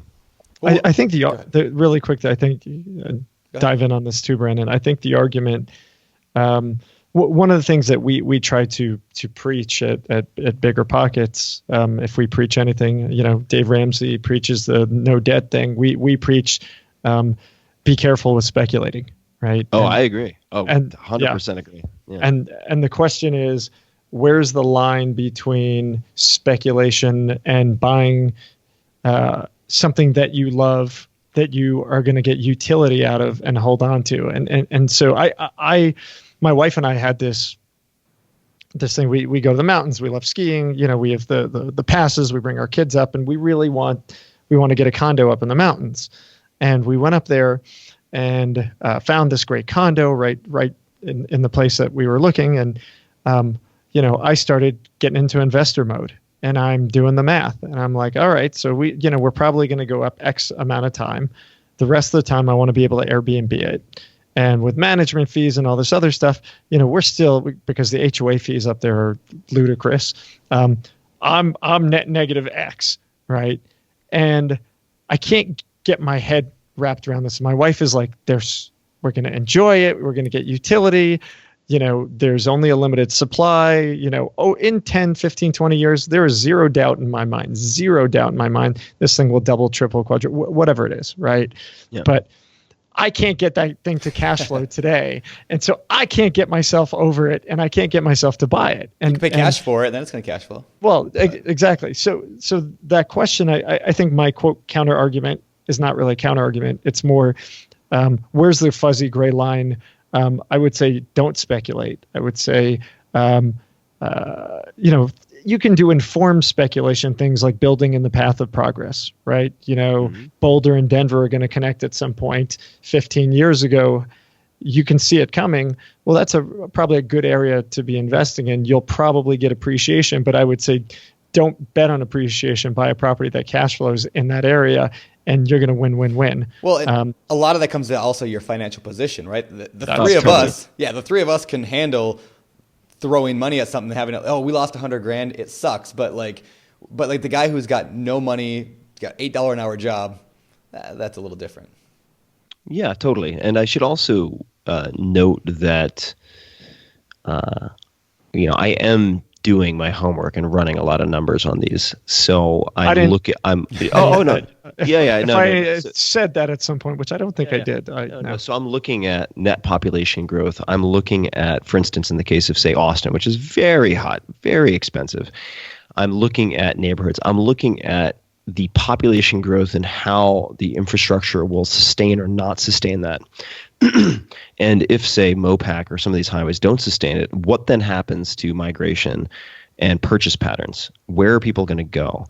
Where are Apple and other large companies buying offices, and how does that change the migratory patterns of humans in and around Austin? If Austin itself becomes too expensive, which many would argue it already has, where do people go? Where are the artists currently going? Is Waco a good place to invest? A, B, C, D, and E. But the people who are drawn to Austin are not going to move to Houston. It's just not going to be the case. It's a very unlikely transition. So I'm running through all of those scenarios and talking to people who are well versed in each of them, people who understand pending, say, regulatory changes in Austin. So I'm absolutely doing my best to ensure that I have some type of informational advantage, but I'm also prepared to weather the storm if my assumptions are incorrect. Right? So you think you can do the Buffett thing and kind of Superman through all the ups and downs? With real estate, absolutely, because it's a huge pain in the ass to sell real estate. That's true. With for me, but with public equities, it's too impulse friendly. Yeah. Right? I just need to go into my account and hit sell. Yep. Boom. Yeah. And I've screwed myself so many times by selling. I'm really good at buying things at the right time. I am not good at selling public equities at the right time. And I know that about myself. So I've put on the handcuffs to prevent myself from having the ability to do that. But with real estate, there's a few fundamental differences. There are many fundamental differences between equities and real estate. One is I derive pleasure from daily use of real estate, which offsets the sort of buy, sell, manic depression that can affect a lot of people. Secondly is that the process of buying or selling is more involved, so it's, like we just discussed, less impulse friendly. I operate in asset classes like that very, very well, which is part of the reason why the illiquidity of startup investments has suited me, because I do a ton of homework up front. I make an irrevocable decision, and then it's done. You cannot sell. You are locked in for the full ride. And if I had the ability to sell those, I would have shot myself in the foot 9 times out of 10. So it was a very unique profile of asset class that allowed me to succeed despite my weaknesses. I like that. Are you buying cash, or when you buy a real estate, do you get a mortgage on it, or do you just pay it? I've done both. Okay. I've done both. Why do you ask? I'm just curious because, like it goes back to like Josh was saying, right? If he buys his condo, if he was going to lose a lot of money every month because he has got massive mortgage payment, it might not be the best idea. But if you buy a property and you pay all cash for it, you have no mortgage, you're going to be making money every month if you rent it out. Now, if it's just sitting there, that's different. But yeah, I have a few. So I really don't like people touching my stuff, even if it's just walls. So I don't. I've rented before. I just don't like renting. I just don't like it. So no. But that's me, right? So I would much rather and I'm also buying in places where smart people like to live. Almost always. So my friends are visiting these places. So it gives me joy to say, hey, stay at my house and you can use everything. You don't need to. Do you have anything in Hawaii? Because I'm going to Hawaii. I do not have. Shucks. You would have to be a friend. I'm working on it, I do not have anything in Hawaii. But where I was going to go with that is that. Where was I going to go with that?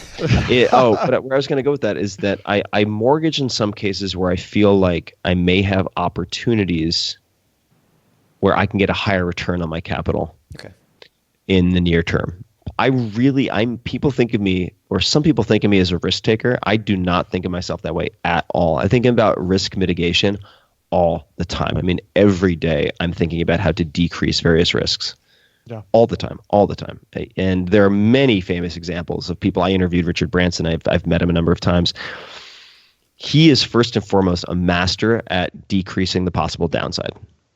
Yeah. Even though he plays the part of the flamboyant super adventurer, which he also is, like the man thinks about how to cap the downside all the time, as do I. So it's the job of the CEO, I think, is risk mitigation. Yeah. I'd be curious to hear what your favorite investment books are. But there are, I think Principles is a very good read. The speculation. So I would say that speculation to me sort of infers lack of informational advantage. And that it's very, very dangerous. When people ask me, for instance, how should I start in angel investing in tech companies? And I say, you shouldn't. Best way to start angel investing is to not do it. Where are you? And they're like, oh, I live in Cleveland. I'm like, okay, do you have insider access to all of the inner machinations of the startup world? Because if you don't, you're going to get your face ripped off. More often than not, certainly. And the vast majority of your money is going to go to zero. Yeah. So, that's not a game that most people can stomach. For whatever reason, I am well suited to capitalize on my strengths and also protect myself from my weaknesses in early stage tech investing. Right. But I recognize that does not transfer automatically to a bunch of other areas, including real estate. So I require a different model to make real estate work for me, which it hasn't. Which it didn't in my early days, right? Yeah. Because I had the wrong view. For me, I was looking for a really fast turnaround, and as soon as things went sideways, I panicked and sold at a very inopportune time. At a time when I really didn't need the money, right? So it's not like I was locked into a financially untenable position. I could afford the mortgage, even though the property was underwater. But my model was off. My principles were off. Yeah, makes sense. And that's why BiggerPockets actually exists. I mean, for the exact same reason with me, which was, I found some great properties that were extremely discounted that I was going to make a ton of money on. And if I hold on to those for the next 20, 30, 40 years, I would have. But, the same thing, the machinations, all the chaos, I wasn't ready for that. And so I began to fail. And I didn't like failing, and I needed answers on how to not fail. And so I created this entity to help me not fail. And it's helped millions and millions of people as a result. So I guess my failure, everybody here is excited about my failures. But I'm always excited when you fail, Josh. Thanks, man. Thanks, man. You're really supportive. I appreciate that about you. You had asked about investing books. Warren Buffett Speaks is one of the books that I love. For me in real estate, Richest Man in Babylon was hands down the epic book. It just, I don't know, it just changed the way I thought, not just in real estate, but in how I deal with my kids and how we save and how we put money away and portfolio sizing, all that we have in what we do. But I think it's interesting. I mean, your theory, this is show 254. And every single show we've had, somebody's had their own theory, and there's no wrong or right way unless I think wrong is speculating. Like I would say it's not even wrong because, frankly, if you've got the ability to take some assets and say, you know what, I could be throwing this in blackjack, buying lottery tickets. I'm going to throw $100,000 on property because I could afford to lose it, go to zero, or maybe I'll make a ton of money. I guess it's fine. It's wrong if that's everything you have and you've mortgaged your family and your life, and it's a gamble, right? You're on black. But I think it's great. I mean, buy property that you can find utility from, and over time that'll work or it won't, and you'll probably evolve anyway and find other pathways in real estate that are also of interest. Yeah, agreed. All right, I'm gonna shift to a couple more questions before we get to the ending segment of the show. What do you think the most misunderstood thing about you and what you write? I mean, starting with 4 Hour Work Week all the way through the newest books. Like, what do you think people misunderstand about you? That's a good question. Thank you. I would say it's generally a misconception based on titles. So they believe that I don't find value in hard work. I have no problem with hard work as long as it's applied to the right things. I think that it's more often than not that people choose the wrong things to invest that hard work into. So I do have a problem with mistaking motion for progress. Yeah. Not the same thing. And I do have a problem with indiscriminate action, doing a lot of things, which is in and of itself often a form of laziness because you haven't done the hard thinking. You haven't taken your time to clarify the priorities or ask yourself, for instance, if you're looking at your to-do list, and I do this all the time, which one of these, if completed, will make the rest easier or irrelevant? Yep. Right? Yep. And in that way, you're able to sequence the dominoes so you don't have to knock down 1,000 different dominoes. You just flick the first one. Yep. And you take the time, though, to surgically determine which that first is. I have no problem with hard work. And in fact, part of the reason I had to go through the entire harrowing journey and all the nervous breakdowns and so on that led to the 4 Hour Work Week is that I can outwork almost anyone. Yeah. I have an absurdly superhuman work capacity. I mean, I can...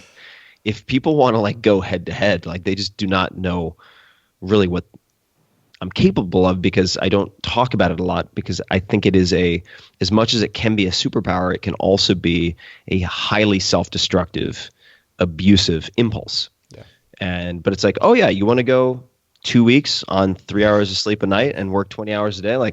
I can do it. Can you? Yeah. Trust me, I can go for it. But that is not the badge I want to wear unless it is well placed. And there are times when I will pull out the big guns and not necessarily do that, but I will pull out the big guns and really invest a lot of time, say in book writing. Yeah. When I'm on book deadline, I am writing the book. That is all I am doing, with the exception of self-care, like working out and sauna and getting out in the sun, ideally, and so on. But biggest misconception is that I don't know the value of hard work. I do know the value of hard work when it's applied to the right things. I would argue conversely that many people don't realize the worthlessness of hard work when it's applied to the wrong things. Yeah. I've actually had numerous people tell me that about you, that you are the hardest worker they know. I've had numerous people say Tim is the hardest worker I've ever met. So yeah, when I take off the rate limiter I can throw down for sure. That's awesome. I would say it's important because for people, because there are a lot of people. I tend to fall in that camp like you, and it can be extremely self-destructive. And I like to tell my story because it's a cautionary tale. What you can do when you get so hyper focused on work, and sometimes you don't even look up. You can get caught in all the details, and instead of looking from 1,000 feet up. And I went 8 years without taking a day off. That was stupid. Like what? I mean, why would you do that? Well, I know now, I was so focused on winning and working hard, but I wasn't working on the right things. I probably could have gotten there way the hell quicker if I was smart about it, but I was obsessed in the work. And so it becomes your identity. Right? It does. I mean, your capacity to work harder than the next person becomes your identity, and that is not a good identity to be wedded to. It's terrible. Yeah. You should be wedded to results, not to how much anguish you can tolerate to produce a given result. All right. So let's use that as a transition here. You've produced a lot of results. I try. Looking forward towards some date in the future. What do you want written on your gravestone?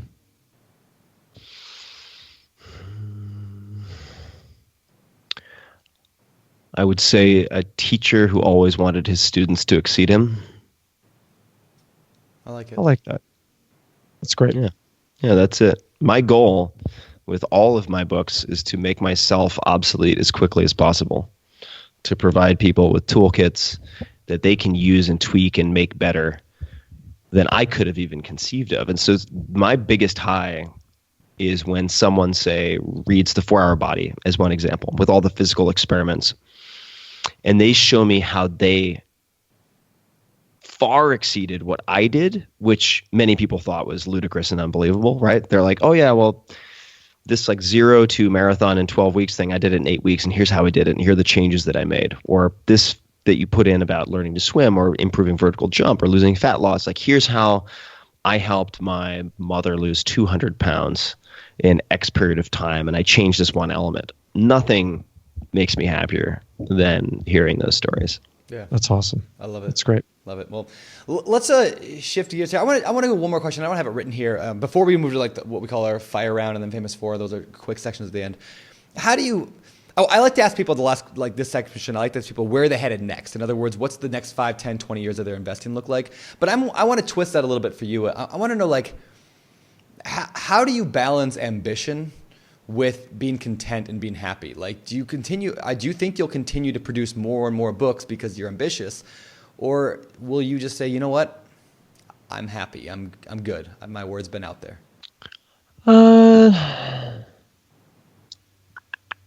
I think in the last 5 years, I've paid. This is the crazy part. In the last 5 years, I've paid a lot more attention to the contentedness and the feelings I have. In other words, how do I feel when I first wake up, and how do I feel before I go to bed, right? I think it was Jodie Foster said, in the end, success is sleeping well. So it's like when you wake up, do you feel anxious or do you feel excited? Do you feel exhausted or do you feel energized? When you go to bed, how hard is it to go to bed? So as I began paying attention to things that correlated to one side or the other very heavily in the last 5 years, and asking myself a lot of the questions that I love to ask myself, and that I explore a lot in Tribe of Mentors. What would this look like if it were easy, right? So that I can divorce myself, take a step outside of that old Tim who wanted nothing more than to showcase to the world how hard he could work, right? Okay, well, that's fine. You did a good job. It served its purpose. It got you to where you are with a lot of penalties and taxes and costs. But what would it look like if it were easy, right? How would the format differ? Who would you ask for help? Could you use money instead of time? Are there friends who would enjoy making this easier for you, et cetera, et cetera? And in the last 5 years, everything I've done has exploded. So the things that you would think would come as a byproduct of ambition actually came from paying attention to the other side of the equation. Writing books is not a great way to make money. The economics are actually terrible. So I write books only when it just satisfies some deep need that I have or scratches an itch that I have. And so, for instance, I mean, all of the books I've written have effectively been for myself. I've been interviewing experts, taking the cliff notes of all of their findings, doing my experiments, and then recording what worked and what didn't work. And say, in Tribe of Mentors, for instance, I just turned 40, and in and around turning 40, which in and of itself didn't bother me at all. A number of close friends died. A number of my friends' businesses either exploded spectacularly in a positive way or imploded in really dramatic fashion. And all of those things led me to want to take a step back and look at the 30,000-foot view of my life and just reassess everything: direction, values, priorities. Am I saying no to enough? What should I do? What could I do better when I feel overwhelmed or unfocused? And so I reached out to this dream list of people I'd always wanted to ask these questions, and that's the book, right? Yeah. So I wouldn't be surprised if I never write another book. I mean, there was one book that I might write in like 5 to 10 years that I can't really talk about, but I've been taking notes on it for probably 6 years now. But the financial ambition piece, if we're looking at ambition within those confines, is less and less important to me. And I'm in a fortunate position, certainly financially. I mean, the books have all done very, very well. The startup investing has done 10 to 100x what the books have done. The podcast has done very well. But, the one thing that I've never been good at all is loving myself. I've viewed it as self-indulgent and optional, too fuzzy, not critically important to me functioning at a high level as an instrument, if any of that makes sense. Yeah. And only in the last short period of time have I realized what a huge handicap that is.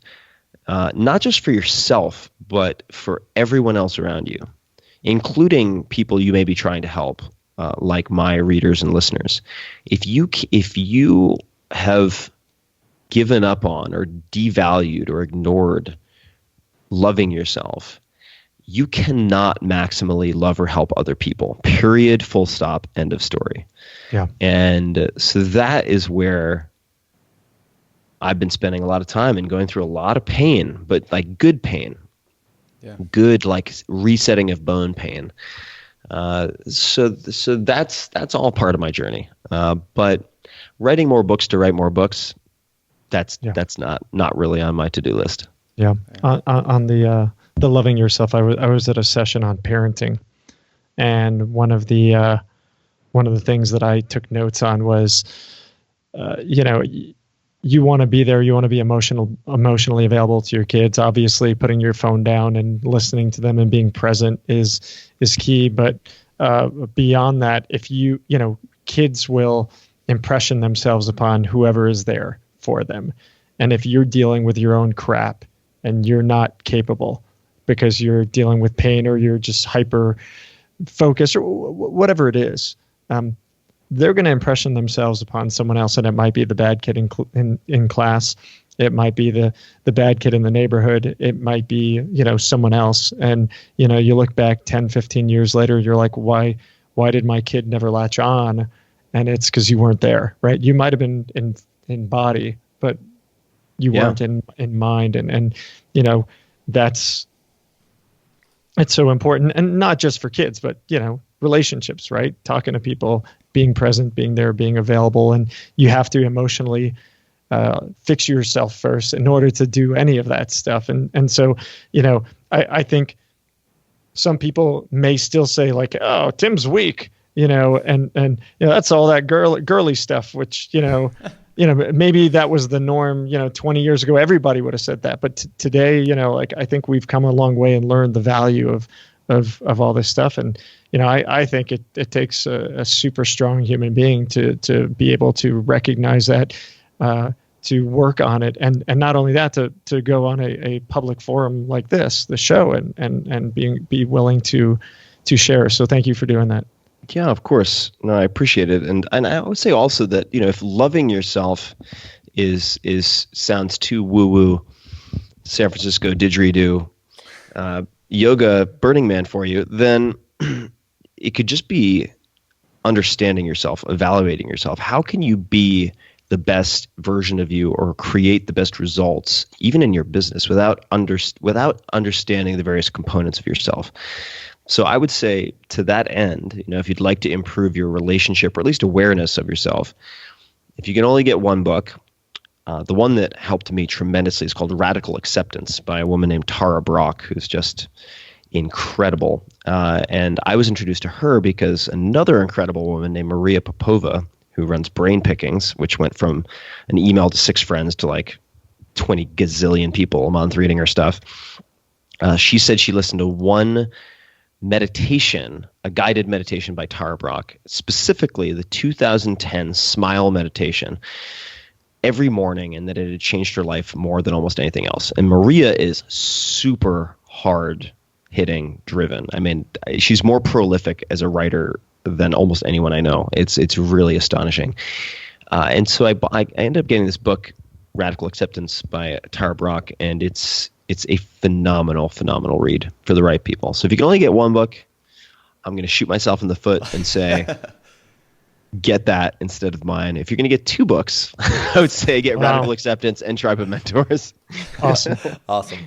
All right, so I'm going to shift us here over to one of the last segments of the show, which we call our Fire Round. Fire Round. It's time for the Fire Round.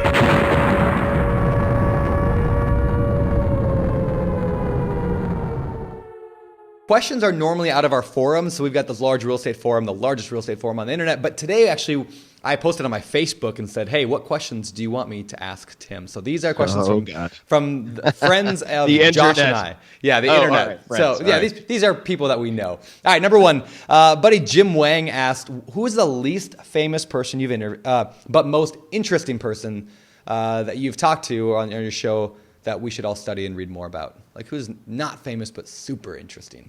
Oh, there's so many. The first one that comes to mind is B.J. Miller, who is a hospice care physician. He's helped more than 1,000 people to die. Wow. Also a triple amputee due to an electrocution accident in college. Wow. Which was actually a cautionary tale when I got to college because we went to the same college. Wow. So B.J. Miller, if people just look up Tim Ferriss, B.J. Miller, listen to that podcast. It can teach you a lot about how to live. And the dude is hilarious. It's a great conversation. Awesome.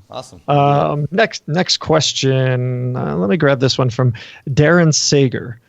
What was the one thing you could look back upon that had the biggest impact on you becoming the person that you are today? So what was that moment? And I know it's hard to pick one moment, but was there any? I'll pick one, which there are many, of course. Yeah. But one that comes to mind was a piece of advice that a mentor left on my answering machine. Remember those with tapes? Way back in the day when I was maybe 13 or 14. And I think he was borrowing from a guy named Jim Rohn, who was Tony Robbins' mentor. He said, you are the average of the 5 people you associate with most. Yeah. Physically, financially, emotionally, everything. And that stuck with me. And then I kind of forgot about it, and then I came back to it. But that piece of advice, I would have to say. I love that. It's great advice. From Christopher Seder, what is the one thing that you do daily that has the biggest impact on your day? 20 minutes of transcendental meditation first thing in the morning, right after waking up, before my phone is taken off of airplane mode. All right.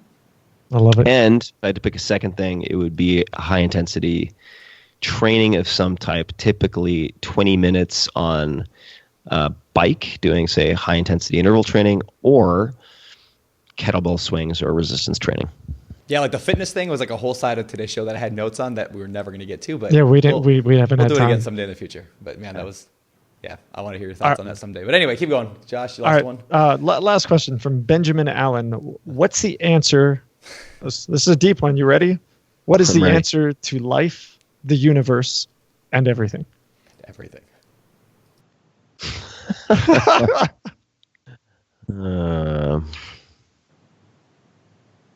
Better questions.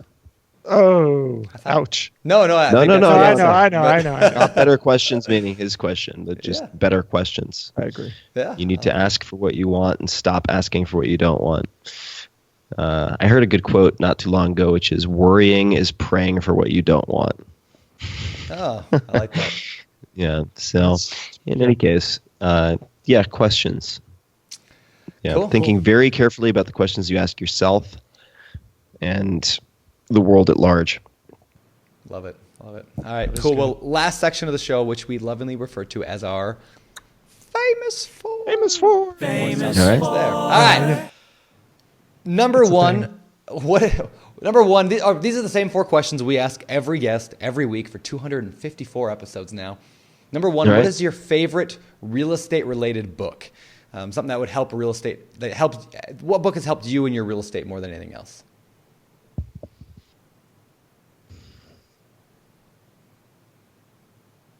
Probably the annual letters to Berkshire Hathaway by Warren Buffett.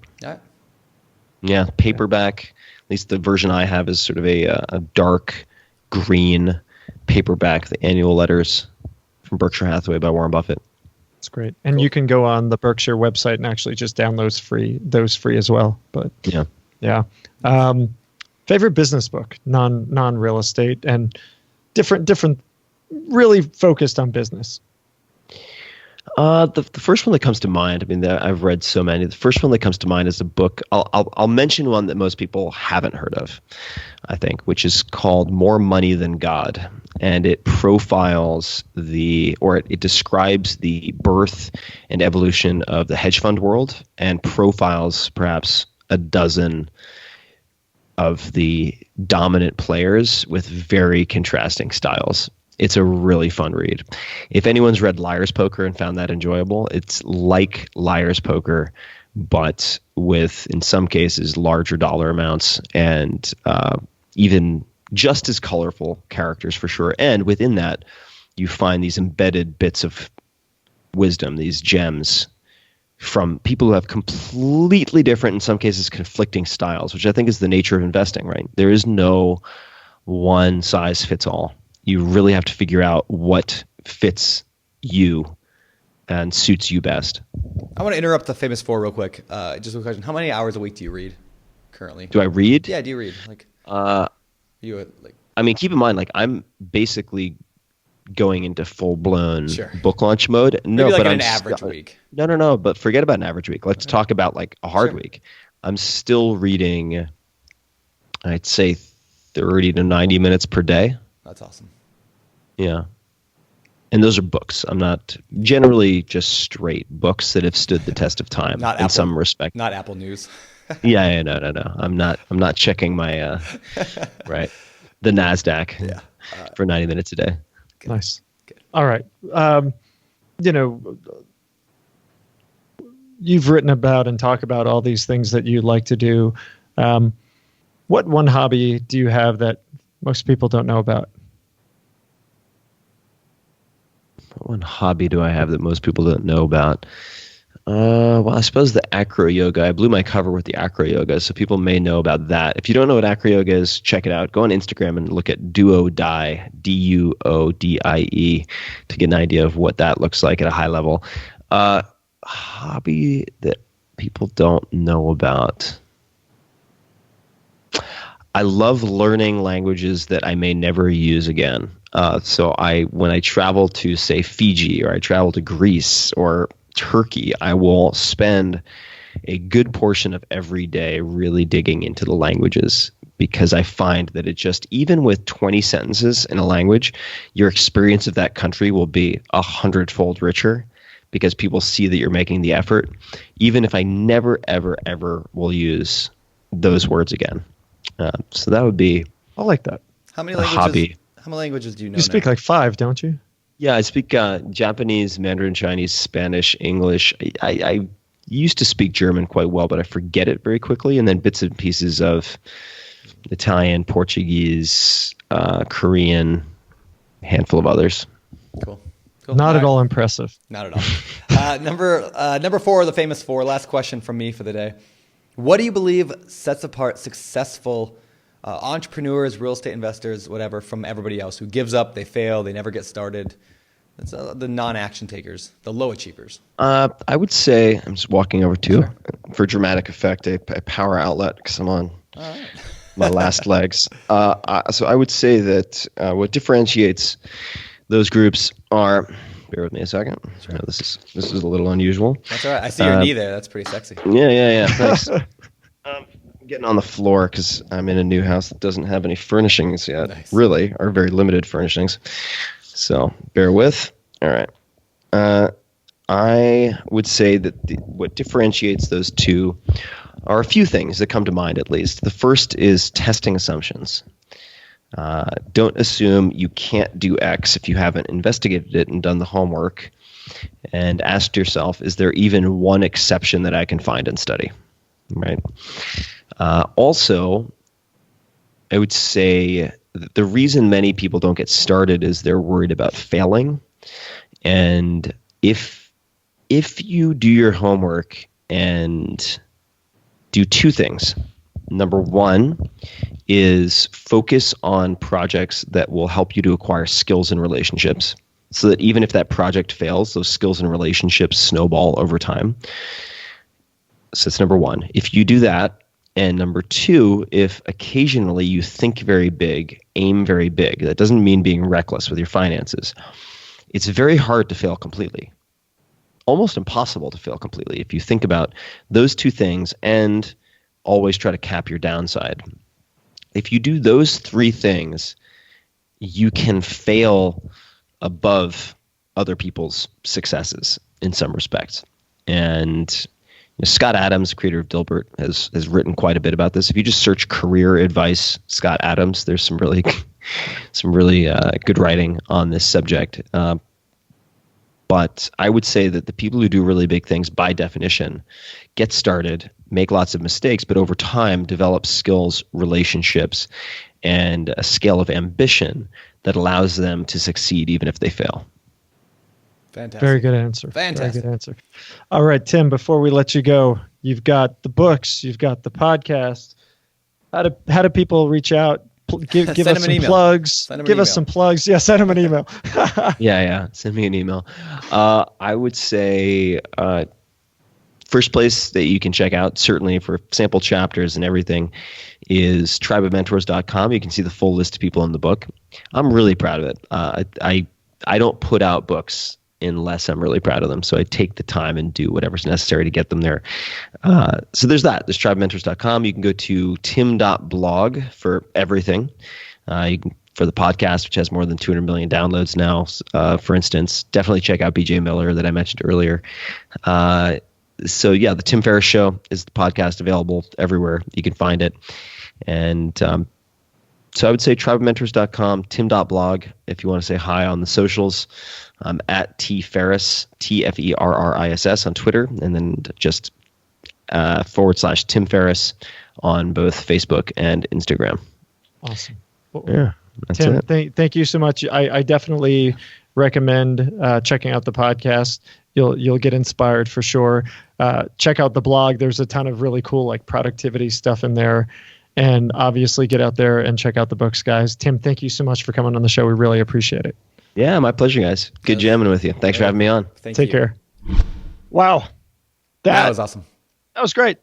That was great. It's interesting when you have the opportunity and look, we're privileged, right? We have the ability to talk to people who we have aspire to meet. We have the opportunity to connect with and really dive in with folks like that. And this in particular was really special. I thought it was fantastic. Really, really good podcast. And I'm just, really pleased to have had the chance to chat with Tim. Did I sound like a fanboy the whole time? Because I'm a fanboy. You did. And good. Okay. That's okay. I'm a bit of a fanboy too. Look, I mean, it's hard not to be with somebody who, for me, it's not just the business because, that's impressive. Yeah. It's not just the podcast because that's impressive. It's not just the books because they're impressive. I'm at this stage in my life where I've begun to explore like the other stuff. How do I better myself as a human? Yeah. And that stuff to me and his influence and his ability to communicate those things is, I don't know. There's just something about it. I love it. And so really quite pleased. What I like about that, a lot of people might listen to this show and go, well, I wanted actionable step-by-step on how to buy my first property, right? Like people might listen to that. But what I think is so valuable about these types of shows and why I want to do more and more of them is because like once you get like the foundational basics of you and your who you are, the self-awareness, like you can build your real estate off of that. But if you build your real estate strategy off of a faulty foundation, that's going to just topple over later, right? Like I wish I would have understood a lot of these concepts earlier on in my investing. And I think I'd be a lot happier, a lot better off, had a lot less struggles because I would have understood it would have been built on a better foundation. So that's what I think this show is largely about, is building that foundation of self-awareness and just figuring out who you are, right? I mean, finding yourself. Yeah. So cool. No, I loved it. Yep. I would, we need to bug Tim to come back someday and we'll talk more about like fitness and all that because he's got a whole lot of stuff to talk about cooking and fitness and everything. Anyway, just read his books, guys. If you've not read The 4 Hour Work Week, it's probably the number one. He asks a lot of his guests on his show, what book do you gift more than anything else? For me, it's like The 4 Hour Work Week, Rich Dad Poor Dad, and Life in Air, which is a really good real estate related book. I gift those books all the time to people because they just changed my life. And there you go. Yeah, there you go. Go out there. All right, guys. So this is show 254 of the Bigger Pockets podcast. Check out the show notes at biggerpockets.com/show 254. We'll have links there to all the books that Tim mentions. Tim mentions a ton of books in the show. So check those out. And obviously, if you were listening, you heard, the guy said he reads 30 to 90 minutes a day, even when he's in the deep of it. So definitely recommend learning, reading, exploring, expanding yourself and your mind. So make that happen. With that, happy Thanksgiving, everybody. Thank you. I am thankful for you guys, our listeners. And again, Brandon, very thankful for you as a co-host, a friend, and a colleague. So right back at happy holidays, man. Happy holidays. Yeah. All right, guys. I'm Josh Dorkin, signing off. You're listening to Bigger Pockets Radio, simplifying real estate for investors large and small. If you're here looking to learn about real estate investing without all the hype, you're in the right place. Be sure to join the millions of others who have benefited from BiggerPockets.com, your home for real estate investing online.